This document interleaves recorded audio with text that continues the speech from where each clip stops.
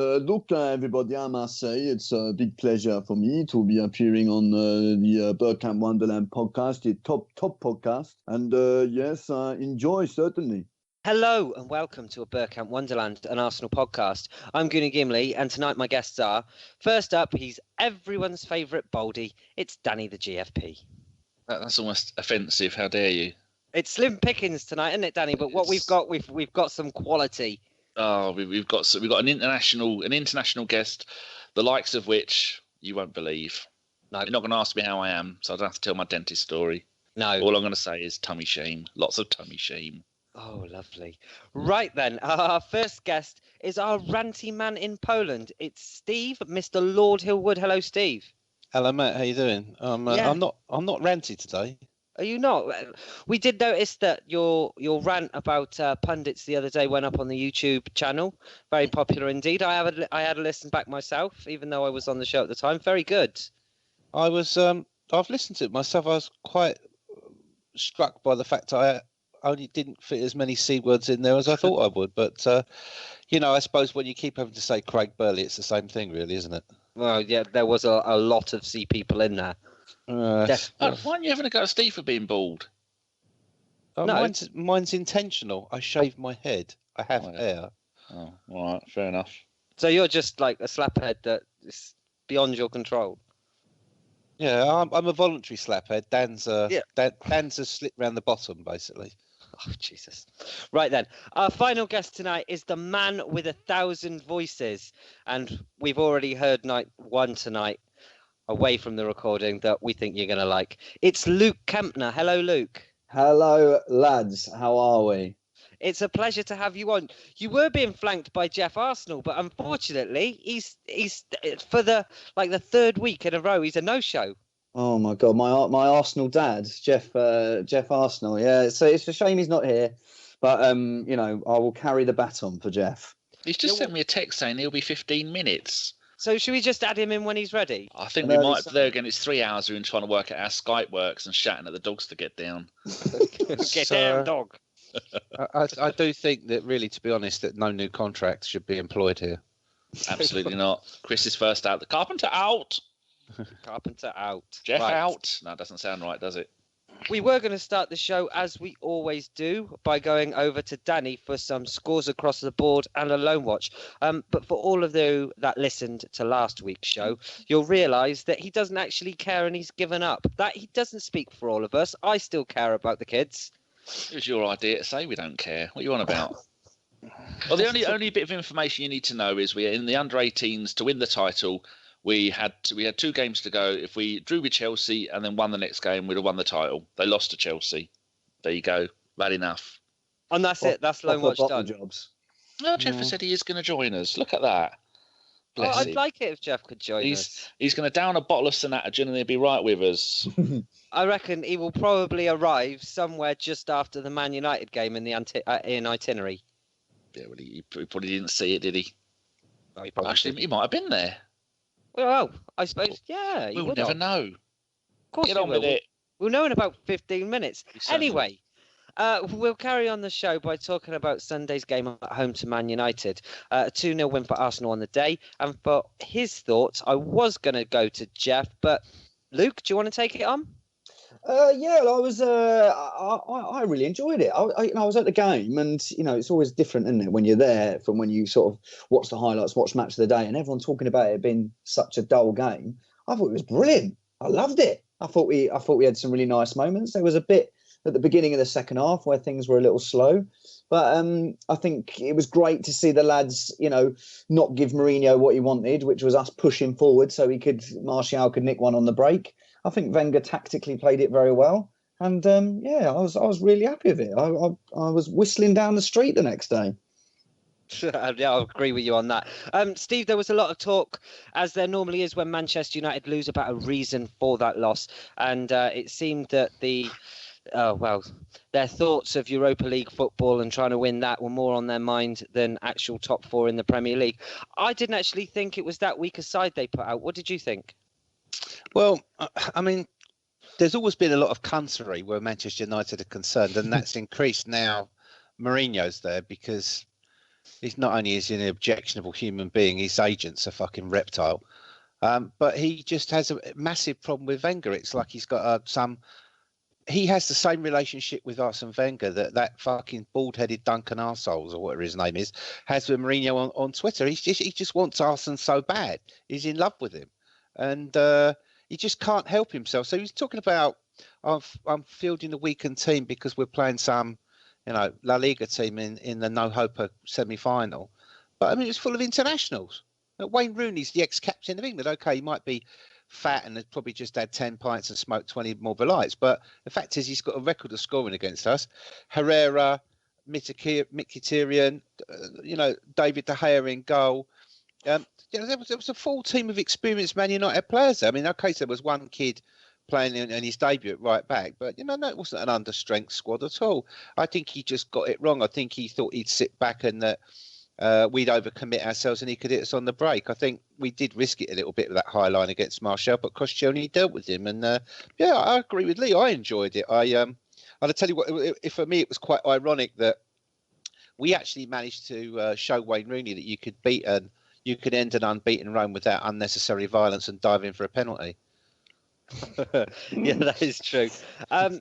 Danny, as well, we should talk about the Granit Xhaka goal. A lot of people will say that it was a fluke because of the deflection off of Herrera, obviously.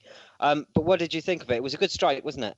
Oh, it was a thing of beauty, and that's why Coquelin shouldn't be allowed to do any of that, because Xhaka knew exactly what he was doing. If you rewind it, you see that about a minute before he took it, he actually wet his finger, put it in the air, and he was telling which direction the wind was going, and he thought, I'll have this. And much like Steve Davis having a bit of a what was that show? Or the old bloke who used to wear the no dad. What's that called? My brain's going off on one. No, not Pot Black. Big Break. Big Break. Give us a break, or whatever it was with Jim Davison. That's it. Yeah, and he used to. It was like he was doing a celebrity special episode, one of those where they were going to do a trick shot. He knew exactly what he was going to do. It'd be too easy for him just to dink it in past him from that distance. I really enjoyed the game as well. It's fun, but it's a bit of a shame that the only time we can actually finally get to beat Man United on a semi-regular basis, it's about as much use as beating Everton. It's utterly pointless. I got zero joy out of that game. There's only two teams a season I wanted to beat. Spurs as they're our rival, geographical rivals, and Man United as they're our trophy rivals. They're not our trophy rivals. I tell you though, being able to be in that ground and scream "Fuck off, Mourinho!" That was another. I don't know whether you saw this, Luke. It was another classic. One of the Guardian football reporters, they have this Twitter account called Guardian HQ, and he tweeted out that the bloke sat next to him was live tweeting the Arsenal Man United game. He said they're chanting "Fuck off, Mourinho" in the Emirates, and the other bloke who was a United fan answered, "Which end?"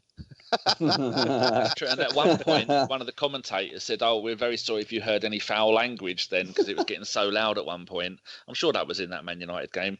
Anyway, yeah, it's just hiccup. I really enjoyed the game. It's really nice, but just shows what a run we can do. And Wenger said for ages that back three wasn't going to work, and I think the back three is going to work, but I don't think it's going to work in the way that we've seen lately. I don't think we've seen our strongest back three, which for me would be Holding on the left, Koscielny in the middle, and Mustafi on the right.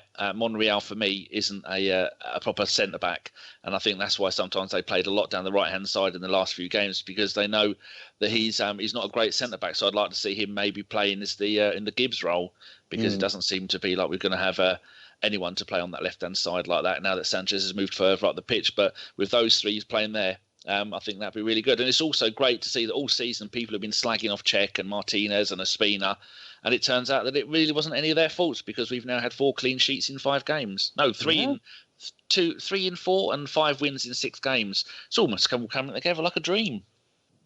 It is. Did you enjoy it, Gimli? I certainly did, yes. Good. It was a very, very good game. And let's be honest, anytime we beat Man United home or away is always a good result, because from my generation, I mean, I'm 31. Like in my prime years, they were older than you. I know you have. Don't do to Luke what you did to bloody Rob Beckett last time he was on. If Luke wants a picture of me naked in the bath with a sponge covering my bits, I'll send him it. It's his own decision. I've got it. Oh, don't, Luke. Seriously, he's about 50 stone. You wouldn't want it. It's not pleasant viewing. It's like one of those things where like your mates go, "Have you seen this thing on the internet?" And it's like once you've seen it, you never unsee it. Oh, yeah. What you mean, a bit like that Tottenham fan called the Rabbi, who was dressed up as a fucking bird the other day, nonsense around in his front room. And there's another vine of him on the bar of the Bill Nick pub, stripping for the fans, as you do at a football match. Well, I've had no luck with that damn picture. fancy boy. My favourite tweet I saw the other day was what Spurs fans in 60 years' time. And, you remember the great Spurs team of 2017? Oh, what did they do, Grandad? They put the pressure on. Gimli, was it you that from the podcast account tweeted, does anybody know a good welder to put the top back on a bus for an open top bus parade or something? No, it was me. I said, I tweeted, how'd you get a cork back in its bottle? How'd you get a champagne cork back in its bottle? And the answer obviously is ask a Tottenham fan. And there was also one that someone did from the pod account about an open top bus parade, putting the top back on it. I don't know who did. It wasn't me. No, that was probably the Welsh mafia. I'm not taking credit for that. I liked Rachel. C words. I liked Rachel Riley calling them proper bottle jobs on Friday Night Football. Love it. And the new invention for the substitute. There's two substitutes for St Totteringham's Day. One is St Shit Floats Day, and the best one, St Bottlingham's Day. Oh, that's it. Yeah, I like St Bottlingham's Day. Yeah. They got ruined yesterday. You know that it's this weekend's the last match that's ever going to be played at White Hart Lane, and Spurs were saying, we're going to put a time capsule in there underneath our ground, and what should be in it? So cue Arsenal Twitter putting nude pictures of Sol Campbell dancing with a trophy. You know, get it there. There was a group of Arsenal fans that actually put one of these blue heritage stickers they had printed up, and it says, "The Arsenal won the league here in 1971 and 2004," and they stuck this above the main gates on the outside of the stadium and posed there for a picture. And it was about 6 weeks it was there before Levy noticed it and had it removed. Yeah, so that picture was there. But the best one today was BBC London. Tell us your best memories of White Hart Lane. So it just completely murdered the thread by Arsenal Twitter, you know, about league wins. But the best one on there was people going on about Sol Campbell, and then it suddenly occurred to me, watching Arsenal fans floating blow-up dolls across the pitch with Dave's bird written across their tits in lipstick after David Pleat was caught sex pesting up King's Cross during a derby. Because I couldn't put about the petrol bombing, but because that was rather enjoyable at the time. But so that was a memorable moment at White Hart Lane. Oh, so many memories. For me this season, one of the best things that's come out of it, as Luke, we know him as Spasher. You might know him as Ben Spurs 21. If you haven't known him, I will try to do an impression. I apologise. Lanzini. Oh, heard of it? It's not the guy that you just got caned? Is it that guy? No. This guy's sort of like an ex-public school boy. He's quite young. I think he's about 25, 26 or something. Obviously lives at home with Major and Peter, somewhere posh. And he goes to White Hart Lane, and he said he does like these like fan TV videos of himself, and he's like, just on the train outside White Hart Lane, and got the drinks open, splendid business, and I'm off into the stadium now. And then he had a real meltdown when Spurs lost to West Ham, and he's going, if there's any fucking Arsenal fans on here going on about calling us bottlers, that's fucking rich. I mean, you're the biggest bottlers of all. I mean, but fucking Lanzini. You got. What I enjoyed about it all was they were sort of going, you know, everyone was defending it, saying, well, Spurs didn't win 9 games on the road, so they can't be bottlers. And it's like 2002. What did we win? 13 in a row, 14 to win the title. So you know, you didn't do enough to win the title. Deal with it.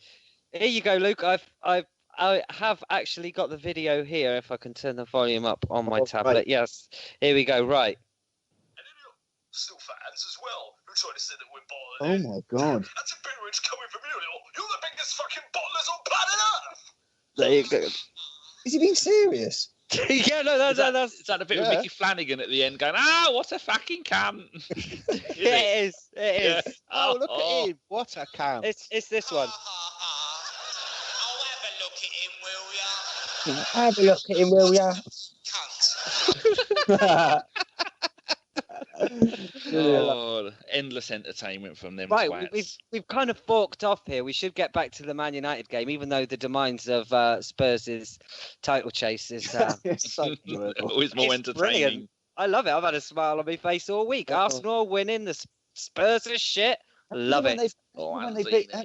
Even when they beat us, it was only 2-0 because I was so worried it was going to be like another 8-2. And even though, thanks to Czech, it could have been, but a 2-0, then they bottled it against West Ham. It's been and then we've won 2 games already. We're going to get top 4. We're going to win the FA Cup and still be more successful than them. It's an absolute joy. I know, it's fantastic. Right, back to the game, man. Luke, we'll stick with you. We want to get your thoughts on Xhaka. He's been sent off a couple of times this season. He's been fairly hot and cold. We all know he can pick a pass, but what's your thoughts on him? Well, I mean, I think he certainly looks like he seems to have listened to Wenger over the last sort of few weeks, because Wenger he said in a couple of interviews about, well, look, I told him he's going to stop tackling so much. And it's been nice to see that he's stayed on his feet a little bit more. And his passing reminds me of Wilshere. So I sort of feel like he's like a Wilshere that doesn't get injured. And I'm enjoying Xhaka. I think I think there's definitely a player in there, and he needs more than one season before everyone starts writing him off. Are you muted again, Gimli? I certainly am. You fucking idiot. A lot of people have. God, that was a dark response to that. I know that's terrible, isn't it? But a lot of people have written him off, and I think we need to remember this is his first season. He's probably still finding his feet at Arsenal. Steve, just a quick word on Xhaka from you. I think he's a quality player. I think way too many people look at players in isolation, and you've got to look at the fact that he's a player he's not a defensive middle player. He's a deep lying central midfielder, and he needs people like Ramsey and the Ox around him to do the running, to make the space to open up the pitch in front of him so that he can have his greatest effect. He's getting his confidence. I think he's played with Ramsey twice now. He's pinging the ball about nicely. I mean, he's had a couple of really good performances stat-wise, but he scored a goal, and he's opening up spaces, he's creating chances. And what he's doing when he's got the ball is he's making teams have to sit back a bit. Now they can't risk a too high a press. If he gets the ball and he lets it go quickly, and Sanchez or somebody runs and they get the ball, they're in on goal. So I'm impressed with him. I don't really see that he needs to be. He's not a Graham Souness by any means. I don't think he was ever going to be the Santi Cazorla replacement, but he's certainly got a lot of the balls where I'm just watching him here actually ping a ball out to the right wing there to Aaron Ramsey. But he's certainly got a lot of ability, and I think no player should be judged on their first season in the Premiership. I mean, Christ, imagine if you judged Thierry Henry on his first season, or Robert Pires. Well. Yeah, exactly. Yeah. So no, there is a player there. There's a reason we paid that money for him. He was a very good player in Germany. He did have a tempestuous side to him, and he can be a bit cunty. But I'm sorry, we need cunts. We do need to rid ourselves of the son-in-law, the Tim Henman brigade. I want people who are going to run 20 yards and get in some fucker's face because they kicked one of their teammates. That's why I like Lucas Perez. You kick one of his teammates, he wants to start a fight with you immediately, and he doesn't care how far he's got to run to do it.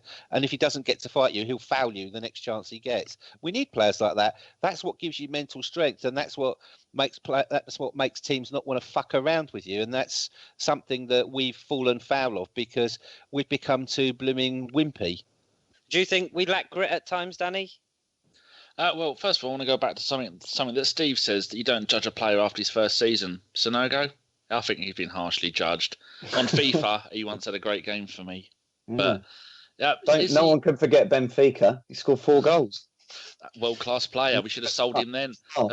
Man City came in with a 100 million offer for him. What were you saying, Gimli? Do I rate Xhaka? No, I was saying, do you think Arsenal lack grit in big games? Yes, I do. I think they lack the bottle, but in the George Graham days, you go in there. Yet again, I'm going on about the past. If you fucked up, he'd rip you a new one. Alex Ferguson, he'd go mental at you. All the top managers would do that, whereas Arsenal's just going to go in, as we've said before, give you a foot rub, make you some chamomile tea, and ask you about your childhood and give you a little cuddle before you go back out for the second half, rather than holding you up against the wall by your throat and strangling the life out of you and letting you know in no uncertain terms if you don't buck your idea. You know, like Steve does to us when we don't behave ourselves. Yeah. If you don't sort your fucking life out. Like that time I told Dennis Bergkamp, sort your fucking life out. What did he do? Went on to be one of probably our greatest ever modern day player. Well, right there with Tony Adams. But lacking grit. It's down to you. Yeah, it was. Yeah, he was having just before he was coming up for a contract renewal. I shouted at him. He's the only player I've ever shouted at like that. Or I did once tell Glenn Helder to fuck off, but that was accidental. But the problem is he took you at your word and hid in the lower west for the fucking rest of the game. I remember that game. He got kicked about 80 feet in the air by Roy Keane in a murder attempt. He then blended in with the crowd in the lower west and refused to come out until he was subbed off. It might well have been the game, yeah. But I think we have got the players in there. But the Ramsey Xhaka thing, I've said all season, that is my midfield too. And the only alteration I'd make to our starting lineup now is I'd have get Ozil out of the team, but we can't now because I'd play Ox in between Ramsey and Xhaka, but with the free, like the kind of Gaza free roll to go forward to take up that position around Sanchez, and then to drop back because the Ox will do some defending. I don't want to see the Ox playing out on the right hand side, but I think we all know the only reason the Ox is playing out on the attacking right wing back is because Bellerin is holding an injury at the moment, isn't he? So that's why he's not playing. But long term, I'd love to see Ox come in between those two. And as for do we lack some grit? I think we do. I think sometimes some of the players are scared to talk, to have a go, to shout at their other players. Ramsey does it sometimes. Sanchez does it, but no one understands a word that he's saying. But at least this season, we've seen some big performances in big games, haven't we, Luke? You remember the Chelsea score. Do you think Arsene Wenger has maybe changed things to get it right or changed the way he looks at big games? Well, it's about time, really. I mean, everyone sort of goes on about when we beat Man City 2-0 away and we've had that defensive performance. And I think it's nice to see that in certain games, you've got to realise that you can't just bomb forward all the time. And it's fine to win games like that, especially away from home. And I don't know why he just always believes that Arsenal can play their football and will be better than the other team. And sometimes even Ferguson didn't always do that. You've just got to sometimes play the opposition. If they're in a great bit of form, you can't just bomb forward. And I think tactically against Mourinho, I think he played it really well. Yeah, I completely agree with you. Danny, I know you've got an Ozil watch for us. Steve, I want to talk to you a little bit about Aaron Ramsey. He got man of the match and he put in a shift, didn't he? Yeah, he did put in a shift. He ran nearly 13 kilometres. And not only that, he was slipping late in the box. He was, I was watching him actually. It's the most physical I've seen him play for a while. He committed quite a few fouls. He got himself booked, which is nice to see. And he was really giving, really giving that Man United midfield something to think about. And that performance he carried through to last night's game as well, which is pleasing to see. But the thing is, you're always sat there with your fingers crossed, hoping that he can stay fucking fit. And when you've had your leg broken to the extent he has, and it's shorter than the other one, I'm afraid muscle injuries are a way of life for him. Because he quite often goes missing in games, not just in big games, but he's quite often a passenger in the same way that we can count Theo Walcott as a passenger. Would you keep him into next season? I think that's very unfair comparison to compare him to Walcott. Walcott's been dropped. Walcott's had no game time now for about 3 or 4 matches.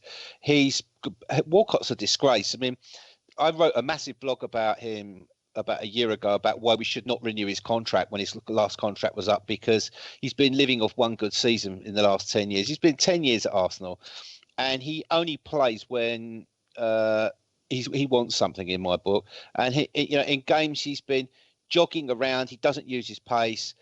And you can even see it gets to the point where his teammates don't want to pass to him. You can't say that about Aaron Ramsey. His teammates do want to pass to him. I think he's also been quite professional in the fact that he's played out on the right, out wide, where he doesn't really get his best game or his best time. And he's done that. He's been unfortunate with injuries, and yeah, sometimes he does lose the ball and does give it away. But look at where that happens, and very often it's because his teammates pass him a ball that's got too much fizz on it. They pass him it when he's double teamed, or where he's in a position where he's going forward and the ball's behind him, so he's got to stick a leg out to try and get it, or it's going to miss him. So, I thought there was a really good interview with Henry and Bergkamp. Henry and Wenger before the Man United game on Sky Sports, and Wenger talked about how it's better for Ramsey. This formation works really well because it means that Ramsey can get forward and join the attack, and because he knows he's got someone behind him in this formation. And that's where Ramsey in 2014, that's the best season he had, when he could join Giroud up front, and that's when he plays really well for Wales as well. And I think it's a formation thing for Ramsey. I definitely wouldn't get rid of him, because I think now we're getting to see the old Ramsey, especially in the last couple of games. I would definitely. He's one of the players I would definitely keep, because I think he offers you options that we don't have elsewhere. I think the formation problem was not just a problem for Aaron Ramsey, but it was a problem for quite a few other players. I think that's why, if you like, there was this lack of confidence, lack of belief in what they were doing, and generally almost sort of like not playing the game, if you get what I mean, before the formation changed. Now they are happier with it. They seem a lot more confident. I think that the big thing is if you look at where he plays for Wales and how he can get up and join with Bale, that's exactly what he's able to do now. As you were said, he can get forward, he can come back, but he's in the centre where he wants to be, not fucking stuck out on the width. And to be honest, if we had to sell Walcott or we had to sell Ramsey, I'd fucking have Walcott off to Liverpool quicker than you can say shit through a goose. Firstly, because they're fucking mugs and they pay about 40 million for him, and secondly, because he'd go up there and be Daniel Sturridge, but even fucking worse. and also it'd be highly amusing because to see his missus have to go and live up there. Yeah, he'll have to lug that coffee machine up there as well. He would. That's a bloody big coffee machine. Yeah. Danny, I'm sure that's a euphemism for something between him and his missus, actually. Maybe it's a while for that. Sign a new contract, and I'll let you do me up the real passage delivery. The coffee machine. Yeah. Well, I'll tell you what. Once he got that coffee machine, he turned to shit, didn't he? Too much coffee, if anything. Yes. Danny, you've got an Ozil watch prepared for us, but I know Geoff is about to join us. We'll stop it there just quickly. Well, thank you very much. I'd like to introduce Geoff, Arsenal. I don't know what the director of football is, but Geoff told me what it is, and now I think I'll give him the job. Yes, welcome, Geoff. And I think we have many good years ahead at the top level. I think it will be very comfortable. Yes. Fantastic that I've just arrived. Thank you very much for having me on. And I'm ready to take over the job. It'll be fine. And Geoff, how does it finally feel to be on a podcast with a man you've been defending for so long? Well, it's just I'm overawed. As you can hear, I'm quite overawed by the whole matter indeed. Are you sure that's not the dog rumping your leg? Look, this conversation has gone a little bit sexual, I must say. I don't like it. I'm sure Jose Mourinho would though. Oh, he definitely would. Danny, give us an Ozil watch. Certainly. In the Man United game, he got an Opta rating of 7.24, 6% possession, 92% pass success rate, which is his main job, 1 dribble, 1 tackle, took 3 corners, and was dispossessed once. So, didn't really do that much. But there again, wasn't horrendous. No. Geoff, we'll continue on with you then. Arsenal end United's unbeaten run of 25 games. What were your thoughts on that? Yeah, you know what? I think it was a really professional performance. It was a win that was much needed. I think it was a win that it's to carry on for the rest of the season. The few games that we've got left, obviously for the 4th place and for the cup final we've got coming up, it was most important that we didn't get beat, and it was really vital that we got the 3 points on the board because of obviously trying to get into the top 4. And I just thought they did a really professional job. They was tight. It's through at the back. We seemed to be a lot tighter and a lot more able to defend. And United really didn't give us. I don't think they give us too much trouble. Jose being Jose and quite a bottle job, I think he is against an offensive football team. He shits himself. He likes to just park the bus. I think that's what they planned on doing. And like I said, I just think we did a professional job on them. Delighted. Yeah, and Arsene, what do you make of Mourinho's comments after the game? Of course, this makes it 8-1 now in the managerial record. Yes, look, I don't want to get too much into that. It is do you know what? Fuck Mourinho. We beat him. Get in there. I think there's not an Arsenal fan alive that wouldn't love to hear Arsene Wenger say those words. I know. I'd have loved him to have just gone, get in there. Right down the camera. If you say your thoughts on Mourinho, fuck him. Yeah, exactly. I'm sure there's a reason he doesn't say it. Every time I sort of see Mourinho make another voyeuristic comment, this horrible vision of Duncan Castles doing the same to Jose Mourinho. This Duncan Castles, the in-house Mendes reporter.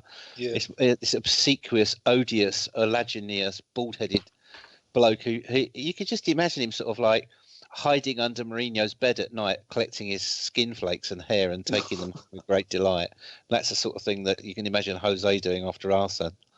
Oh, what annoyed me about Jose was this, like, I don't mind all the, his comments that are great sound bites for the media and everyone, and he says, I'm going to play the kids, then he doesn't. But the stuff about going, I'm pleased, Arsenal are a big club. I'm pleased for them. Like my Man United mate was going, no, I thought it was brilliant. I was like, no, it just doesn't make sense.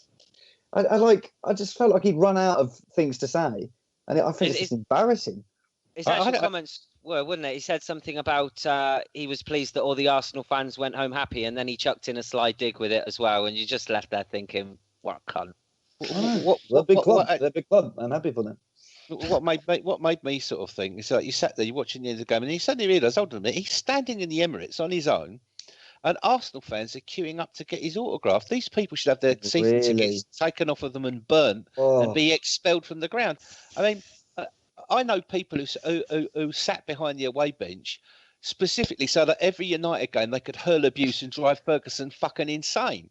Yeah, and they used to get autographs off of him and then set light to them in front of him and throw them on the floor. I mean, that's what the Scousers used to do. They used to get autographs off of Giggs and Skulls and that lot, then rip them up, spit on them, and then put them on the floor and screw them up with their feet like they were a cigarette. Yeah, that's what proper football, the old days. That's what it's all about. I mean, Welcome to modern football, Steve. That's all it is. Can I just say one thing about the United game? Where I was sat, I was quite high up, and I was sat next to this guy who was sat with his mum, and he was just complaining about everything all the way through, every pass. He's like, "Oh, gives a shit. Oh, that's all shit. Oh, don't give it to me. Oh, it's rubbish. Oh, come on, Arsenal," and just complaining about absolutely everything. And I just think, if you're going to be like that, don't go. All right, exactly. There's a waiting list of about 5 years to get a season ticket. Don't fuck off out the ground because it really aggravates me. That. Did you get Gav's autograph after that? Luke, do you reckon these are the sort of people that go and see the latest James Bond in the flicks, and they sit there doing that as well? Fucking hell, Daniel Craig, you should have killed him harder. Just imagine him in the front row at Phantom of the Opera. Fuck you. Who lets these people in now? Luke, we've only got you for about another 15 minutes, so we're going to try and make the most of it with a little Q&A to find out a little bit about you, how you became an Arsenal fan. So the first question is, what made you become an Arsenal fan? It was when I grew up sort of like near sort of Gatwick area, and my best mate was an Arsenal fan, and his dad used to own a sort of fleet of coaches, and his dad was an Arsenal season ticket holder, and they used to organise coach trips up to Selhurst Park whenever we played Wimbledon, and so they offered me a ticket to that, and so I went and watched. And my first ever game was at Selhurst Park with about 50 gunners in the away end, and it was when the floodlights went out halfway through the game. I remember that game. Yeah. and that was my first ever game. So I got to go, and then they let us come. You got to go back again when they replayed the match for a fiver, and those were my first ever games at watching Arsenal. And then my first ever game at Highbury was the Sheffield United game with the Carnu with a throw-in. To Overmars, I think, or whoever it was, when Steve Bruce tried to take his players off the pitch. So I was always sort of seeing a bit of controversy when I first supporting Arsenal. That's amazing. It's amazing, isn't it? And that was the same season when Di Canio pushed the ref over. Alcock, I was just like, Paul Alcock or something like that. Yeah. And it was just every game that I witnessed was controversy. You've done first game, which was my next question. So we'll do the player, favourite all-time player and favourite current player. It has to be Thierry Henry, favourite all-time player. Like I love Tony Adams, but the sort of best of Tony Adams is, some of the best of Tony Adams before my time. So for me, like the one player that I watched every week, and Thierry Henry, and I just remember that goal he scored against Spurs when he ran the length of the pitch, and I was sat front row at Highbury, and just remember just seeing this monster running past you with the ball at that speed, and I'll never forget that. And I cried when he left, and so Thierry Henry is my favourite all-time player. And your favourite current player? Favourite, I mean, it changes week to week at the moment. But current player, Monreal, man, I just love it. I love his reactions. Like when something doesn't go wrong, it's like he's in Platoon or something. I love Monreal. And Danny said on this podcast that he thinks we should drop him. Danny. No. Danny. No, move him to the Gibbs position, you ginger tit. Did you? Is that what you said? Yes. Get back in your box. Fair enough. Luke, best moment as an Arsenal fan? Best moment as an Arsenal fan, probably. I think, probably winning at Old Trafford, the 2002, because a lot of my mates, obviously down south, were United fans, and I didn't go to the game, but being able to ring them up and just scream that we were champions down the phone I'll never forget that moment. So probably 2002. Fantastic. And your worst moment as an Arsenal fan? I think the Wenger's 1000th game, was it? The 6-0. Oh. That was the first moment I ever uttered the words Wenger out. And it was just horrid. So, the 6-0. Fantastic. And is there any other questions, any of the boys? Geoff, Steve, Danny? Yeah, which would you prefer, us to win the FA Cup against Chelsea or you to get your own Wikipedia page? I definitely my own Wikipedia page. No, the cup, of course. Oh, fair enough. I could knock one up for you. No, please do. Please do. Is that it for questions? No. Do you, how many other managers can you currently do impressions of, Lee? And are you working on doing more? Well, do you know what? They move around quite a lot. You know, don't Harry Redknapp for a little while. You know, he's terrific, lad. You know, he's fantastic. You know, and sort of I've worked on a few of them, but you know, the thing is they're quite niche. They're quite a sort of niche thing. You know, like so. Obviously, when I'm on shows that aren't football related, and you start, you know, if I was to start saying I could do a great Eddie Howe, you know, people aren't going to be interested. So you know, I sort of have to decide who I'm going to work on. But you know, I'd love to do a bit more. You know, Ranieri's you know, I love Ranieri, so you know, and I think Klopp will be around for a while, so I'll be working on some more. Is there any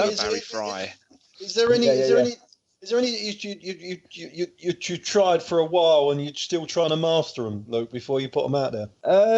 Well, I remember Martin Yole used to. I was so desperate to do Martin Yole. It's just like that, man. And I tried for ages, but could never quite. I think I need to just smoke 50 a day and drink 10 pints a day to get down there. Yeah. I actually met him once. The company that I work for. A Jewish company had the major idiocy of deciding that I should be sent to White Hart Lane as a director to buy a corporate hospitality box. And I went there with a couple of other blokes that worked for me, all of us Arsenal fans. We just went there to take the piss, as you would.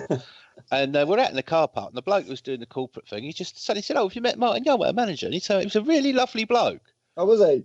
And he spotted the fact we're all Arsenal fans, and he made a few comments. I said, "You still got that tube ticket?" I said, "I bet in true Tottenham style, you've either put for that and your expenses, and Levy's still using it, or you've claimed the money back for it." And he said, "Oh, definitely Levy's still using it. He's tight like that, you know." I made a right joke out of it. He was quite funny.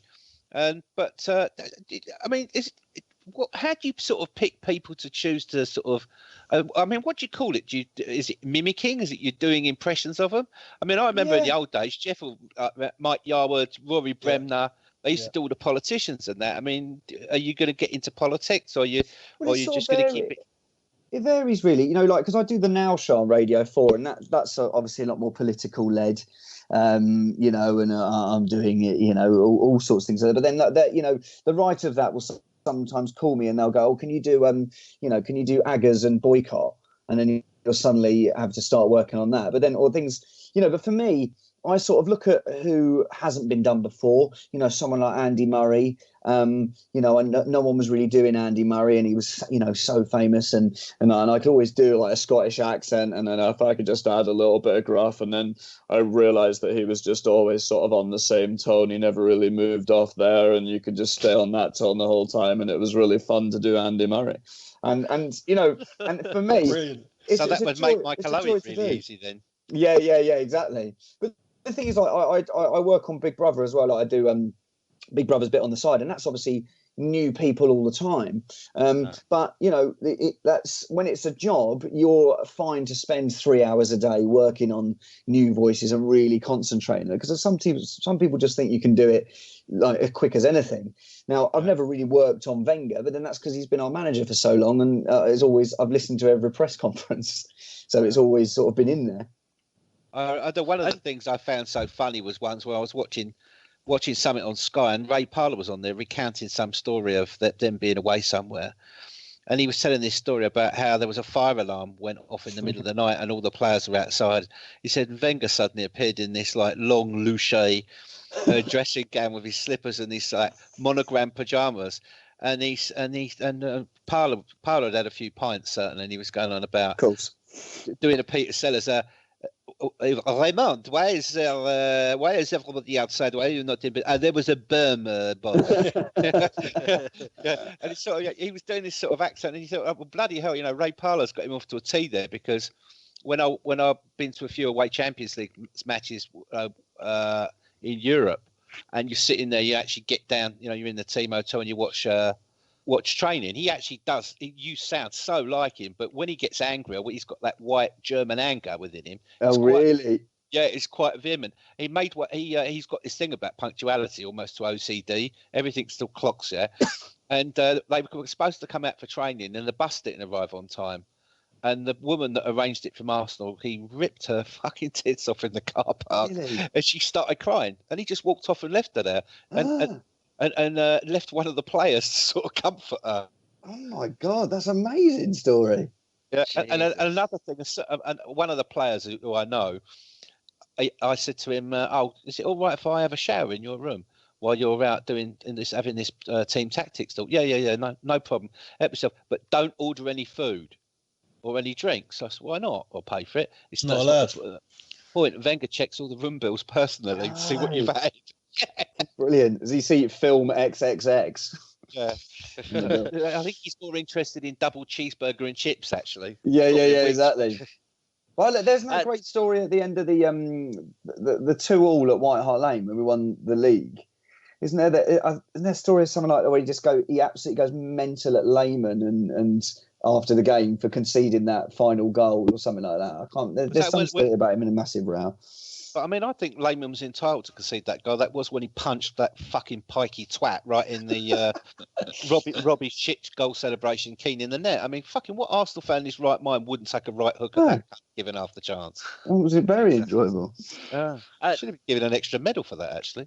Yeah. Danny, you've got some questions just for Luke. I know he's only got another couple of minutes, so quick fire if you can, please, Danny. I just want to ask him two quick questions. Hugh Dennis, he's a fellow Gooner, isn't he? Yes. Yeah, big fan, yeah. And is there any other people that the celebrities that are Arsenal fans that people don't know about? Because I didn't know Hugh wasn't. Hugh on Taskmaster is amazing. He's brilliant. He's such a cheat. No, he's a big gooner. Romesh, Rom's a big Arsenal fan. You've had Rob Beckett on here before. Yeah. And yeah, that's sort of all I can think of. Sort of springs to mind. And isn't Jeremy Corbyn an Arsenal fan as well? Yeah. One of our lot, Fife, he's good mates of him. Oh, really? Fife mixes in them circles, yeah. So he might come on when he's unemployed this summer. Oh no! Sadly. Right. Some questions for you, just for you. From Joshua Page. What do you make of Alexis pounding the badge after his goal? Oh, I like that. I was quite. Although I watched it, and it's sort of like I felt like he started to do it and then realised and stopped, which I was a little bit worried about. But then as I watched it, and I got quite excited. I then remembered Fabregas doing that and Van Persie. So. Yeah, okay. Right. Here we go. From Kai Fletcher. If you had to pick, who would you choose from next season between Joel Campbell, Lucas Perez, or neither, or both? Oh, right. Is Joel Campbell on loan then? Yeah, Sporting Lisbon. Oh, he's really? in and out of the team. He's I thought we'd scored a sold few him. goals. No, he's not really doing much there.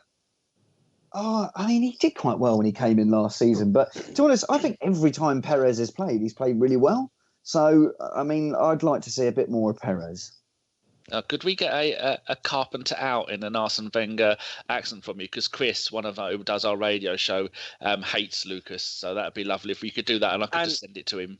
He's he runs a football team in Plymouth Shit Division 5 or something like that, and they lose pretty much everywhere. And I don't mean they just lose; they get thumped. So there's a hashtag going #Carpenter out. So we usually go Carpenter out. Okay, right. Yes, I've heard a lot about this team as I was watching it at 3 a.m. Before the next game. And look, for me, it's Carpenter out. #Carpenter out. I'm going to charter a plane and fly it over the ground. Certainly, I think he deserves it. Yes. We turn up with banners most weekends. He's going to be erect when he hears that. Right. a question from Bobby. Check your booty. He says, "Will a captain ever play for Arsenal again?" Yeah, exactly. I know, and the other teams are laughing at us as well because of that. But do you know what? Next season it will be Koscielny, so yes, they will. Okay. Can I make a point that at least our fucking manager's still got his own hair, unlike Chelsea's, so they can fuck off. Syrup wearing prick. That's a moral victory. I don't think, going back to that captain, I don't think no fucker wants the job, because as soon as they get captain, they either get shipped out somewhere else or they get injured. They do tend to go and win stuff. Mertesacker? Oh, God knows. He's still turning like milk, I think. Poor bloke. They all love him, though, don't they? They all talk. All the players talk about him and our great captain and all this sort of thing. And I think it's a bit sad that Mertesacker, he's not played once this season, has he? No, he's been on the bench 5 times in all competitions and not played a single game. Oh, maybe saving him for the final. I've got one last question for Luke. Go on in. Yeah. Right, Luke. Yeah. You've got a gun with one bullet in it. Which member of our AFTV? I mean, it's without any thought, it's Troops. I'm sorry. He's the one that the Bloods and all that. We're trying to say, fam. We're trying to say, Blood. Yeah, that guy. Sorry, at one point he called Arsene Wenger a cunt.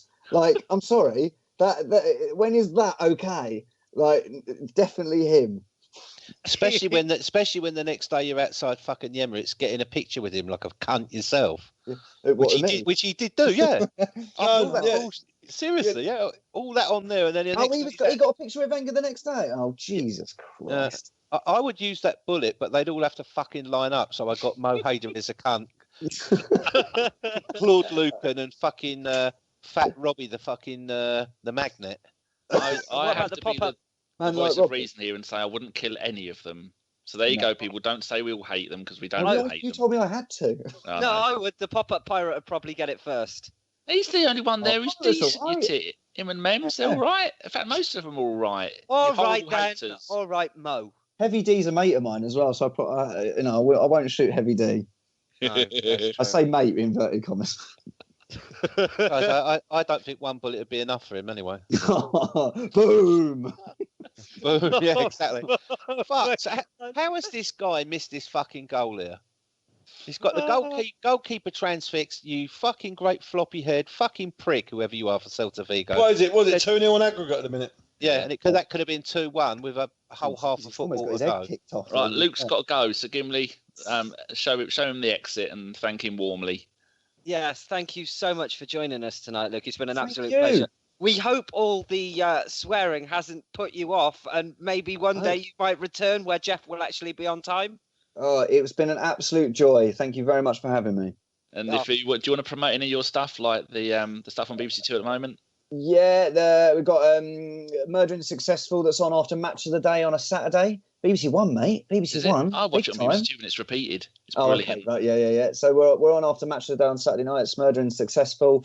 The Now show coming up for some snap election stuff if you're that way. And I'm on Twitter at Luke Kempner, and I'll be chucking all my stuff on there.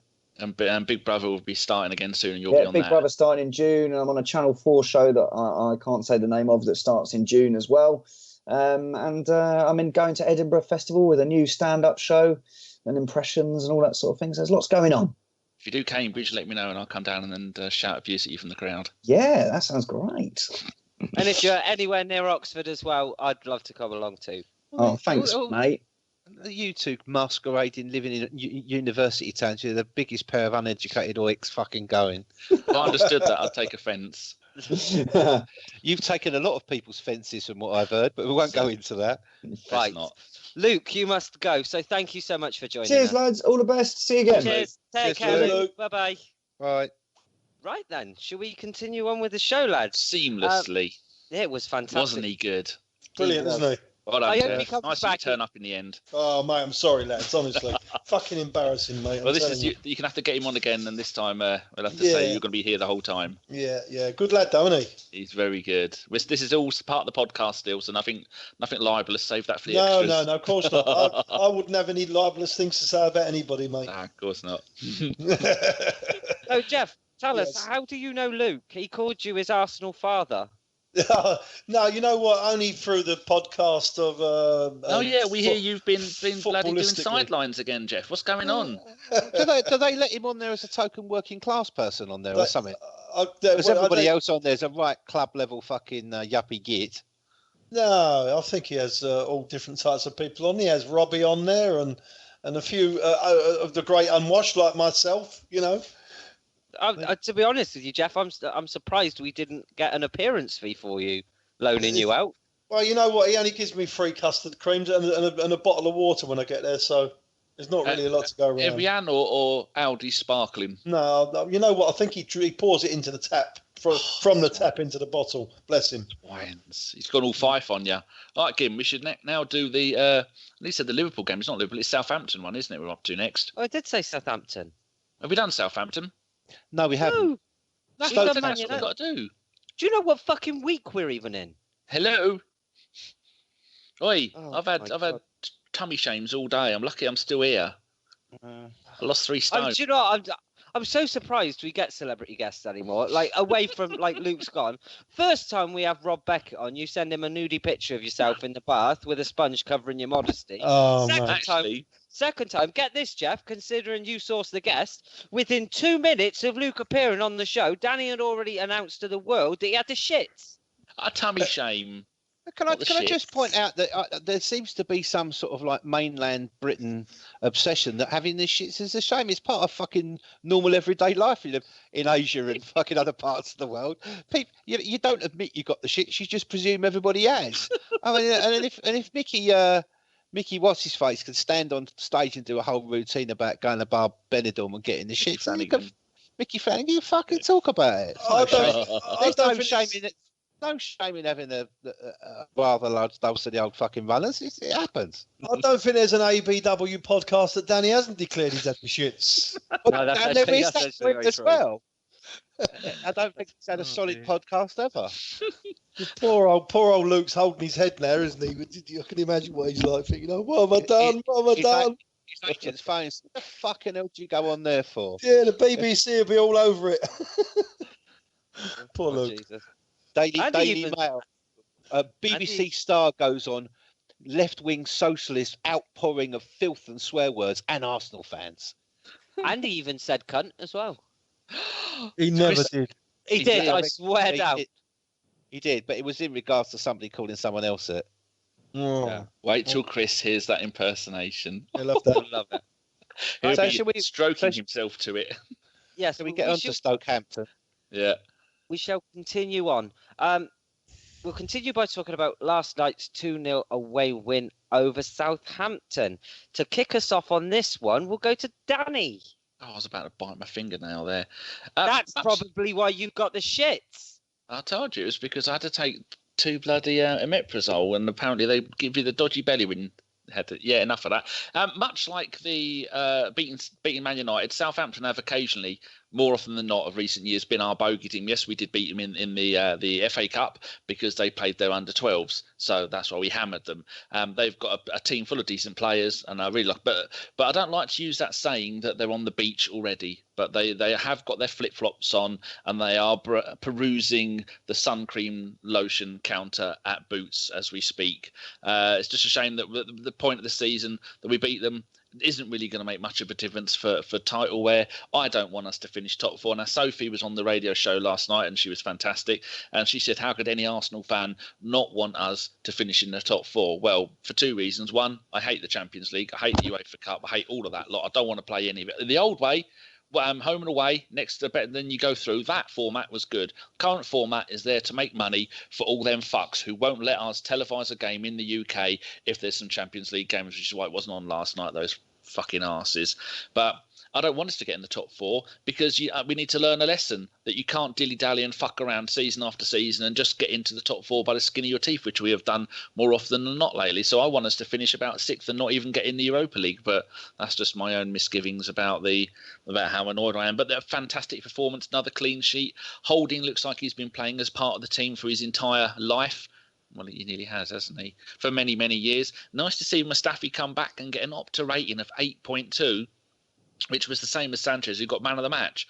I think Mustafi had we all know he had a fantastic, great start to the season. He come back after injury, it was a bit shit, and I think Wenger's probably dropped him and given him time to think about. He's been sent to the garden to think about his actions. He's come back like a new player, and he was brilliant. I loved seeing him play there.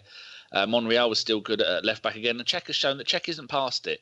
It's all the players in front of the Czech that have been letting him down. You look at the Spurs game, you look at the Man United game, you look at this one. He pulled off a couple of decent saves in the first half. He's been doing some really good saves.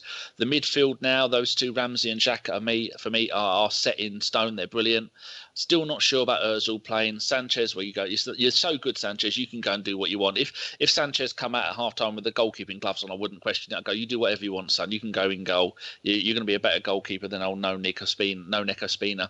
I'm not sure about Welbeck up front though. His goal scoring record isn't brilliant for us. When he was known at Man United for being a kind of wide player. And scoring a few goals from there. When we bought him, I thought we don't need another winger. Wenger has tried to convert him to playing up front, but he's not really scoring the goals. He's had, I think it's coming up 400 minutes, consecutive Premier League minutes he's had without scoring a single goal from that part of thing. But then again, if we're going to win, if we're winning, and like Bergkamp didn't always need to score goals to be effective in a team. Steve, what do you think? Southampton have been a real pain in the arse team for Arsene Wenger because they're very compact. They work their fucking socks off. Their press rate, their physicality, and they get away with a lot of naughty shit. And in the first half was sort of like first 15 minutes. We had possession. We didn't really do much with it. We created, I think, one chance. Then they got into their game and they started to become a right menace right until half time. We had a few chances, we didn't take them. First half was sort of like a 0-0 draw. The second half, I think we came out, we Xhaka and Ramsey were able to sort it out so that we found a lot more space. I thought it was going to affect us when the Ox went off, but actually Bellerin came and he did quite a good job. They were still at it trying. I mean, Ward-Prowse was very lucky boy, in my opinion, to stay on the pitch when Ozil sent Danny Welbeck clear. Welbeck turned and powered away with the ball. And just as he went past Prowse, he just grabbed his shirt and pulled him down. And he was level with the other last defender, Welbeck. So if he'd have gone, he would have been clean through on goal. Ward-Prowse didn't even get booked for that.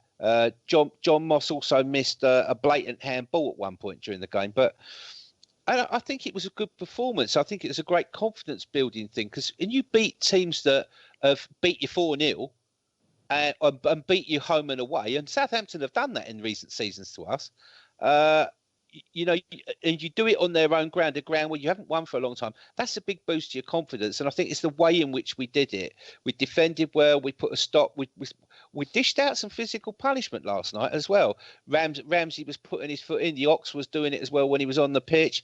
Even Ozil got booked last night for fouling. Those people who say he doesn't do anything, he was racing around, closing people down. Sanchez was brilliant. But you see, what the differences are, is when you've got Rob Holding and Mustafi, defenders who can play a ball out through the lines or over the top accurately and find their man. That stretches teams. They can't push up. It stops their press, and that's Southampton's game, and that's why they found us difficult to play last night. For me, I've got real reservations about Danny Welbeck. Yes, he scored a brilliant goal against Man United. He loves scoring against his old team, and they rejected him, so I'm happy he's doing that. But his first touch is horrific. He reacts really slowly to what the rest of the team are doing. Number of times last night and in the United game where you saw balls get flicked off by Ozil off short range. 3 times in the first half, Welbeck could have scored, and I'm convinced if it had been Walcott on the end of one of them, he would have put one of them away. So, there's a part of me as well that thinks, I wonder how much of that is down to this injury he had. That he's maybe lost that little yard of pace because of the injury. Maybe he can't get his leg up as high, perhaps, or as quickly as he wants to. I don't know. No one is going to know. And fuck me, Celta Vigo just missed an open goal again. But I think it was a good performance, and I think we went to a place where we haven't done well, and we survived all their shenanigans and bollocks. John Moss actually managed to referee the game properly for once in his life, so yeah, it was a good result. Fantastic. Geoff, what were your thoughts? Yeah, you know what? Because I went there last night, funny enough, I saw the great man Fife and Dave Seeger outside the stadium, and it was a lovely evening. Great weather to play football, but I was a little bit apprehensive because it was a potential banana skin for all the reasons that Steve gave there. You know, we've had trouble there in the past, recent past, and especially with. They had a great result of the weekend, drawing away to Liverpool. They obviously went there last night with a similar type of setup. They just wanted to, just defend and try and hit us on the break. They've got a couple of decent players up front. They're like the Italian player up front. He's not an Arsenal level type of player, but he holds the ball up very, very well. They've got that Tadic who's lively on the ball and very, very tricky. And like you say, Ward-Prowse and that, they get their heels in and they get their foot in rather, and they're a little bit naughty, And I thought they were going to cause us trouble, but again, another professional performance. I think Rambo was really, really good last night. He's just coming into a bit of form now, Rambo, and I was very critical of him, during the course of the season. But again, it was, sometimes you've got to go with these teams, and you've got to earn the right to play, bide your time, and obviously in getting to the last 30 minutes of the match, then maybe your quality should really come through when the opposition gets tired. But and that's really how it panned out. I thought when he went through Sanchez on goal, and when he checked back, I thought, he's going to fuck this up, but he didn't. He slotted it away nicely, put 2 players on their arse. And, from that, the whole game, I think we was quite comfortable. Southampton did have a couple of good chances. Czech done really, really well. But we had a couple of decent, the chances as well and opportunities. But at the end of the day, it was all about getting those 3 points. And I think we did well to get 3 points. It is a difficult place to go. And we move on to the next game. Definitely so. In my personal opinion, I thought that the game had a little bit of a slow start to it in the first half. Do you think, Danny, that we've seen that a lot this season? And why do you think we've seen that? Because I can think of quite a lot of games this season where we haven't really come out of the traps first half. For a while, for the last few seasons, we have come out storming, like the game against Liverpool, and that's the only one I can think of at the moment. And then we've gone ahead early, and then they occasionally have got got back in the game. So I think maybe it's a little bit more of a case of slowly catching monkey, where don't go all out, don't wear yourself out, don't press too much, and then just build the game up and slowly. Like we saw that in both the FA Cup games. You would have thought against Lincoln and Sutton that we would have gone out there and smashed both teams 10-0, but we didn't. In the first half, it was no, just let them play the ball, pass it around, wear them out, and then go for the kill in the second half, which is what we did then, which is what we did last night. I think Southampton they are a decent team with some decent players, but Ross was on. Is it Ross or Josh? No, Ross. Yeah. Oh God, I always get those two mixed up. He was on the radio show last night, and he's a Southampton fan. And he said now the manager has won as many games as he's lost. I think that's what he said. I don't think he's overly pleased with the team. He's with Van Dijk. Oh no, we're going to get that wrong. With him not playing, they're playing Yoshida at centre back, and he's not a big fan of Yoshida.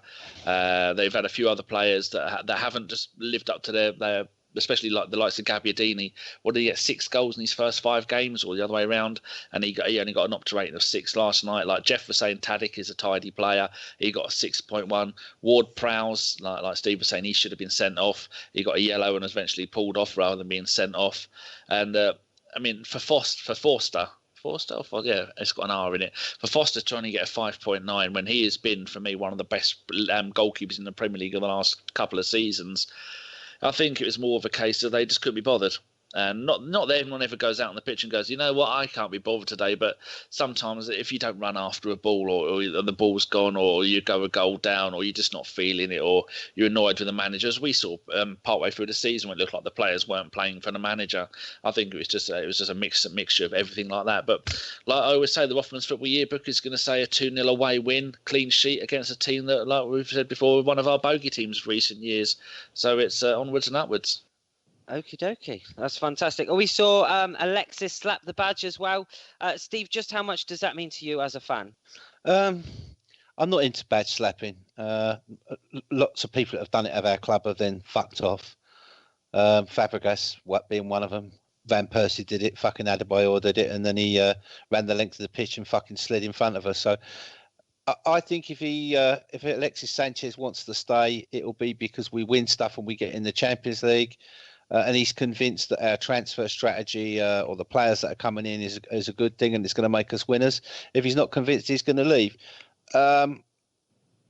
He's a brilliant player. The goal last night was really one of the best goals he scored. It's up there with the one where he sat the West Ham keeper on his arse. But is he the be all and end all of the game? No. Could we replace him? Possibly we could. Especially with the amount of money we got.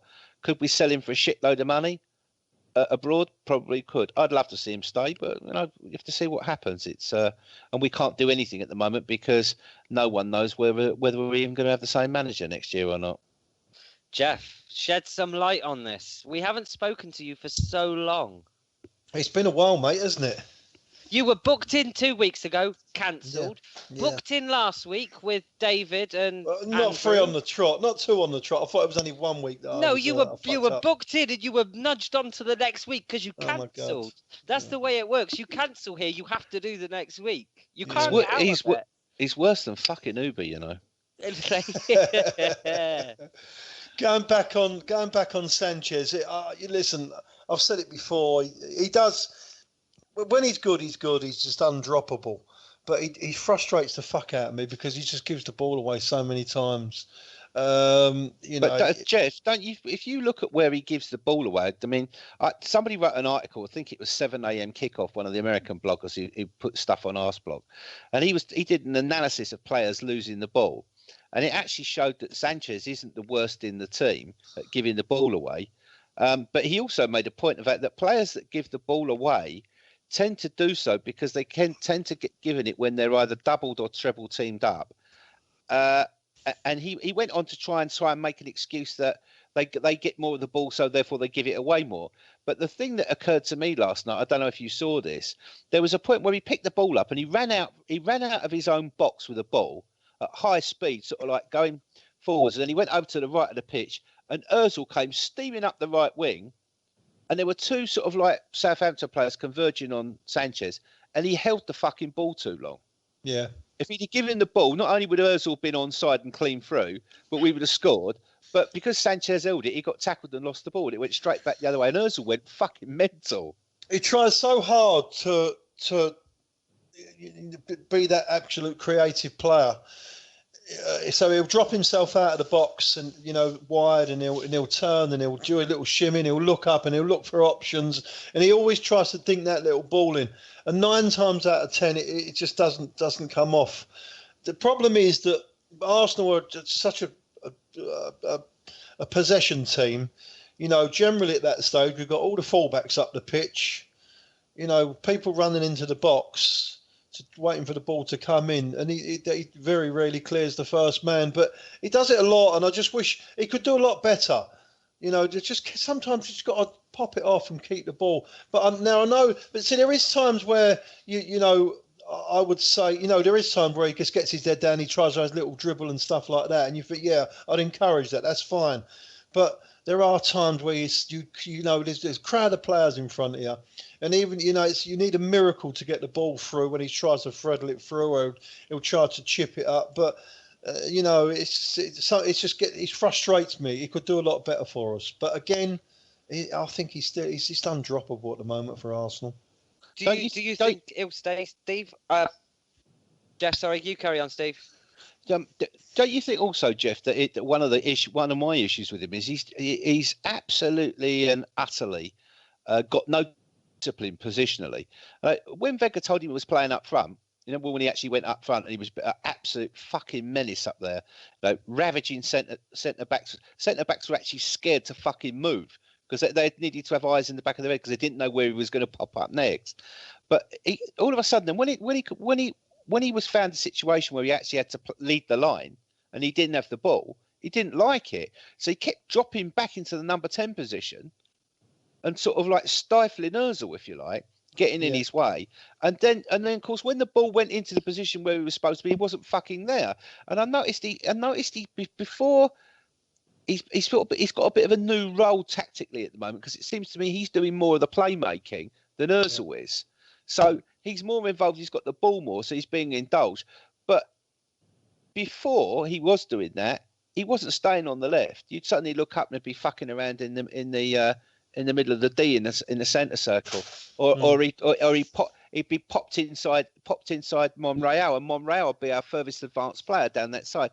And that for me, that's another problem, because if he stayed where he was, or where he's supposed to be, then their defenders don't want to come forward. They don't want to press, because he's a menace. He's a threat. Yeah, and when he gets the ball, then where he's supposed to be, he's going to get the ball. He won't be double teamed. He won't be treble teamed. Therefore, he's not going to lose it so often, and he'll score more.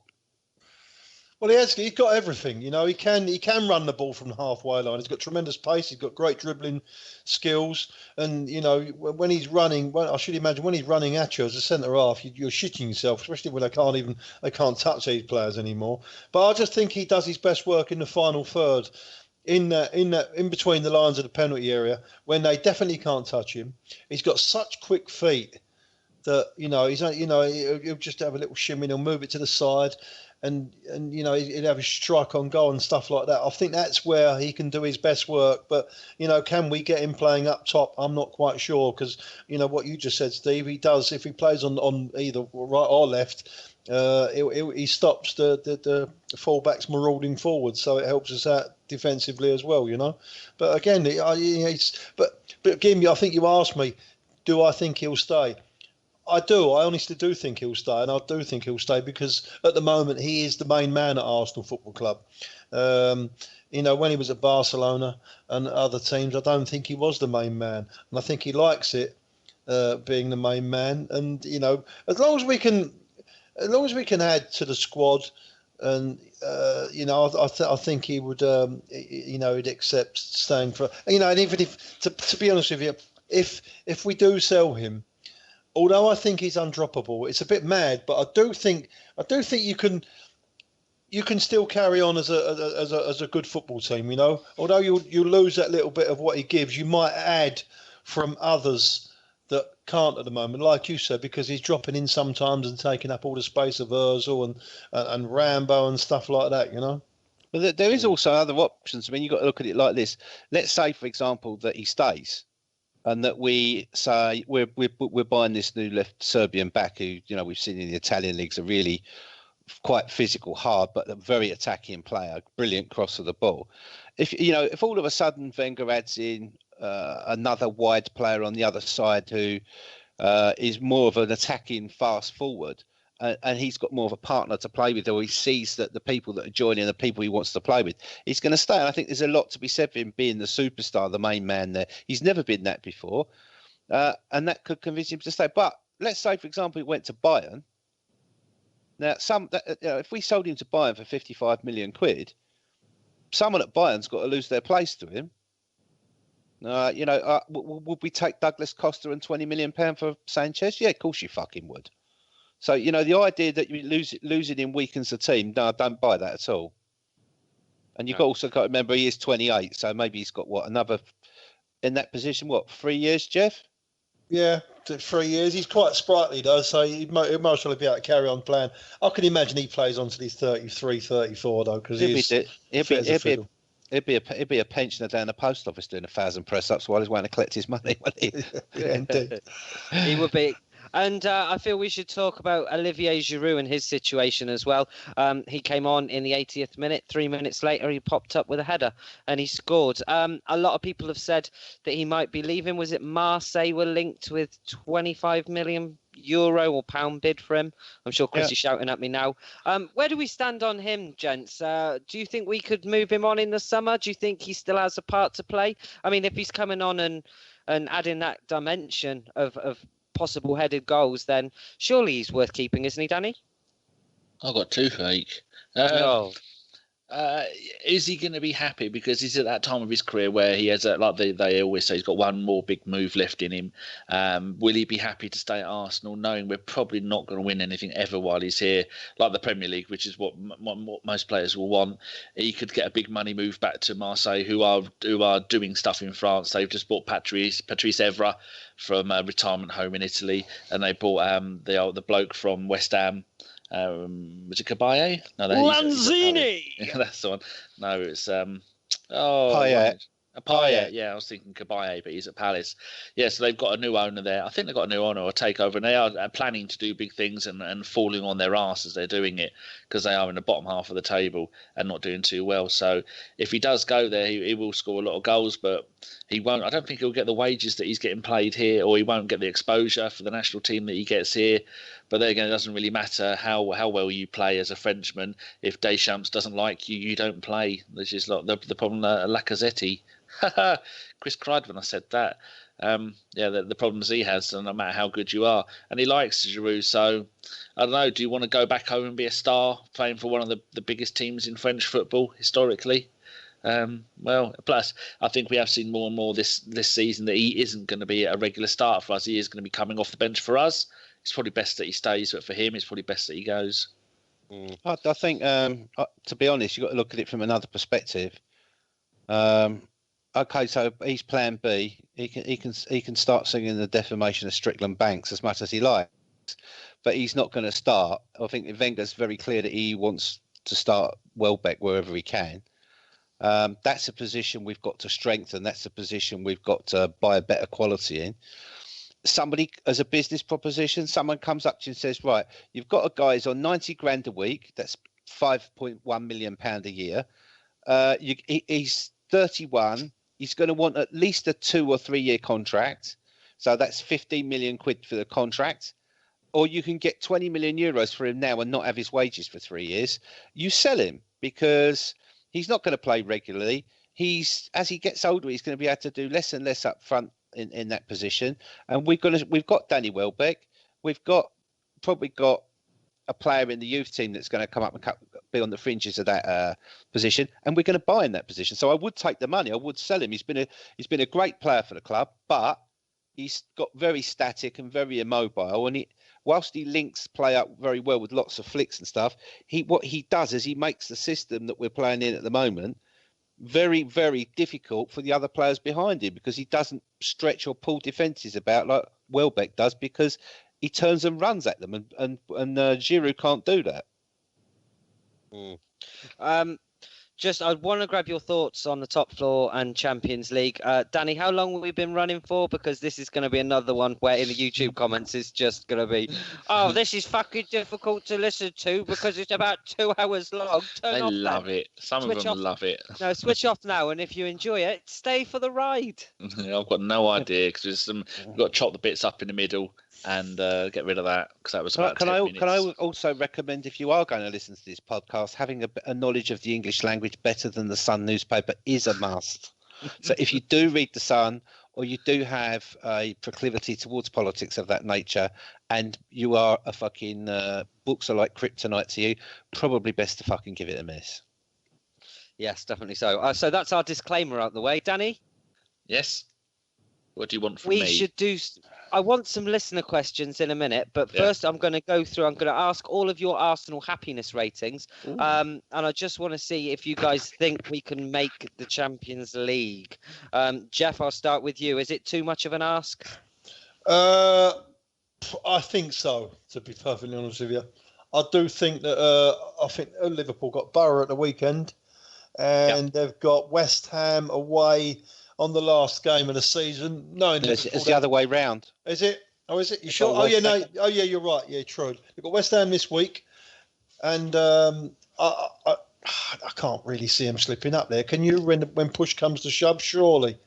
I can see West Ham rubbing their noses right in it, to be honest. But I can also see us fucking up at Stoke with Mike Dean as a referee.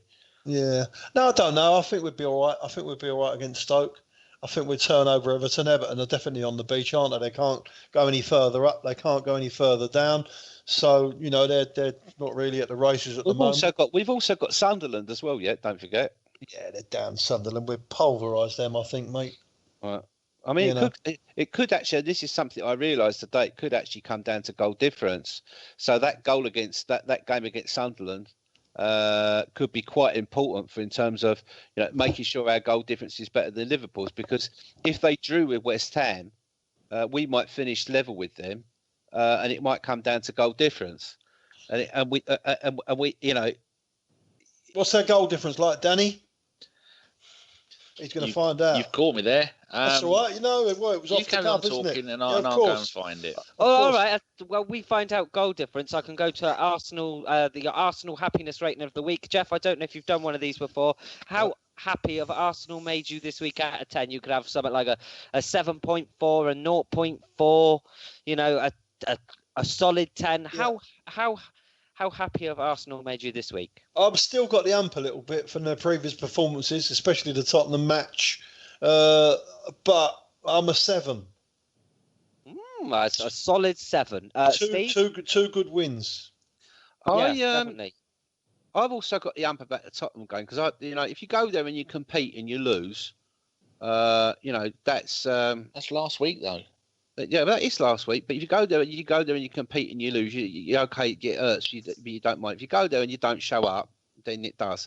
Still got a bit of but beating Man United and seeing Maureen's unbeaten number of draws record beaten without having to employ Mike Riley and get someone sent off for nothing and diving is really nice. Beating Southampton and seeing Shane Long at the end, very sad, is even better. And Arsenal Twitter ruining the BBC's White Hart Lane Memorial tweet thread this morning was exceedingly funny. So I'm going to give it a 7.3. Wonderful. Danny? Well, goal differences is we've got 26, Man United's 24, Man City 33, Liverpool 29. 26 and 29, yeah? Yeah. So basically, swing of 3. Yeah. So basically, if they lost like 2-0 to West Ham, and we won 2-0 to Stoke, we'd have a swing of 1, wouldn't we? Mm-hmm. And then we've got Southampton and we've got not Southampton, Sunderland and Everton. We are entitled to overcome them by the goal difference because we've got an extra game, haven't we? Yeah. So at the moment, we've both conceded 42 goals as well. Oh, that's interesting. Well, we could do it then, I doubt it though. I just don't think we're going to. I don't see it. I don't think. I mean, I think we could come 5th, but you just never know. I mean, for example, City have got to play Leicester. That isn't going to be an easy game for them. Leicester are going to want to try and do something. They are the champions. And Man United, I don't think they'll finish above us. I think Tottenham will beat them at the weekend. I think Tottenham have got to have a reaction now. They've got to get over their crying game, and that was also a lovely bit. Eric Dyer blubbing his eyes out on TV. You can't beat a bit of Middlesex tears. Lanzini.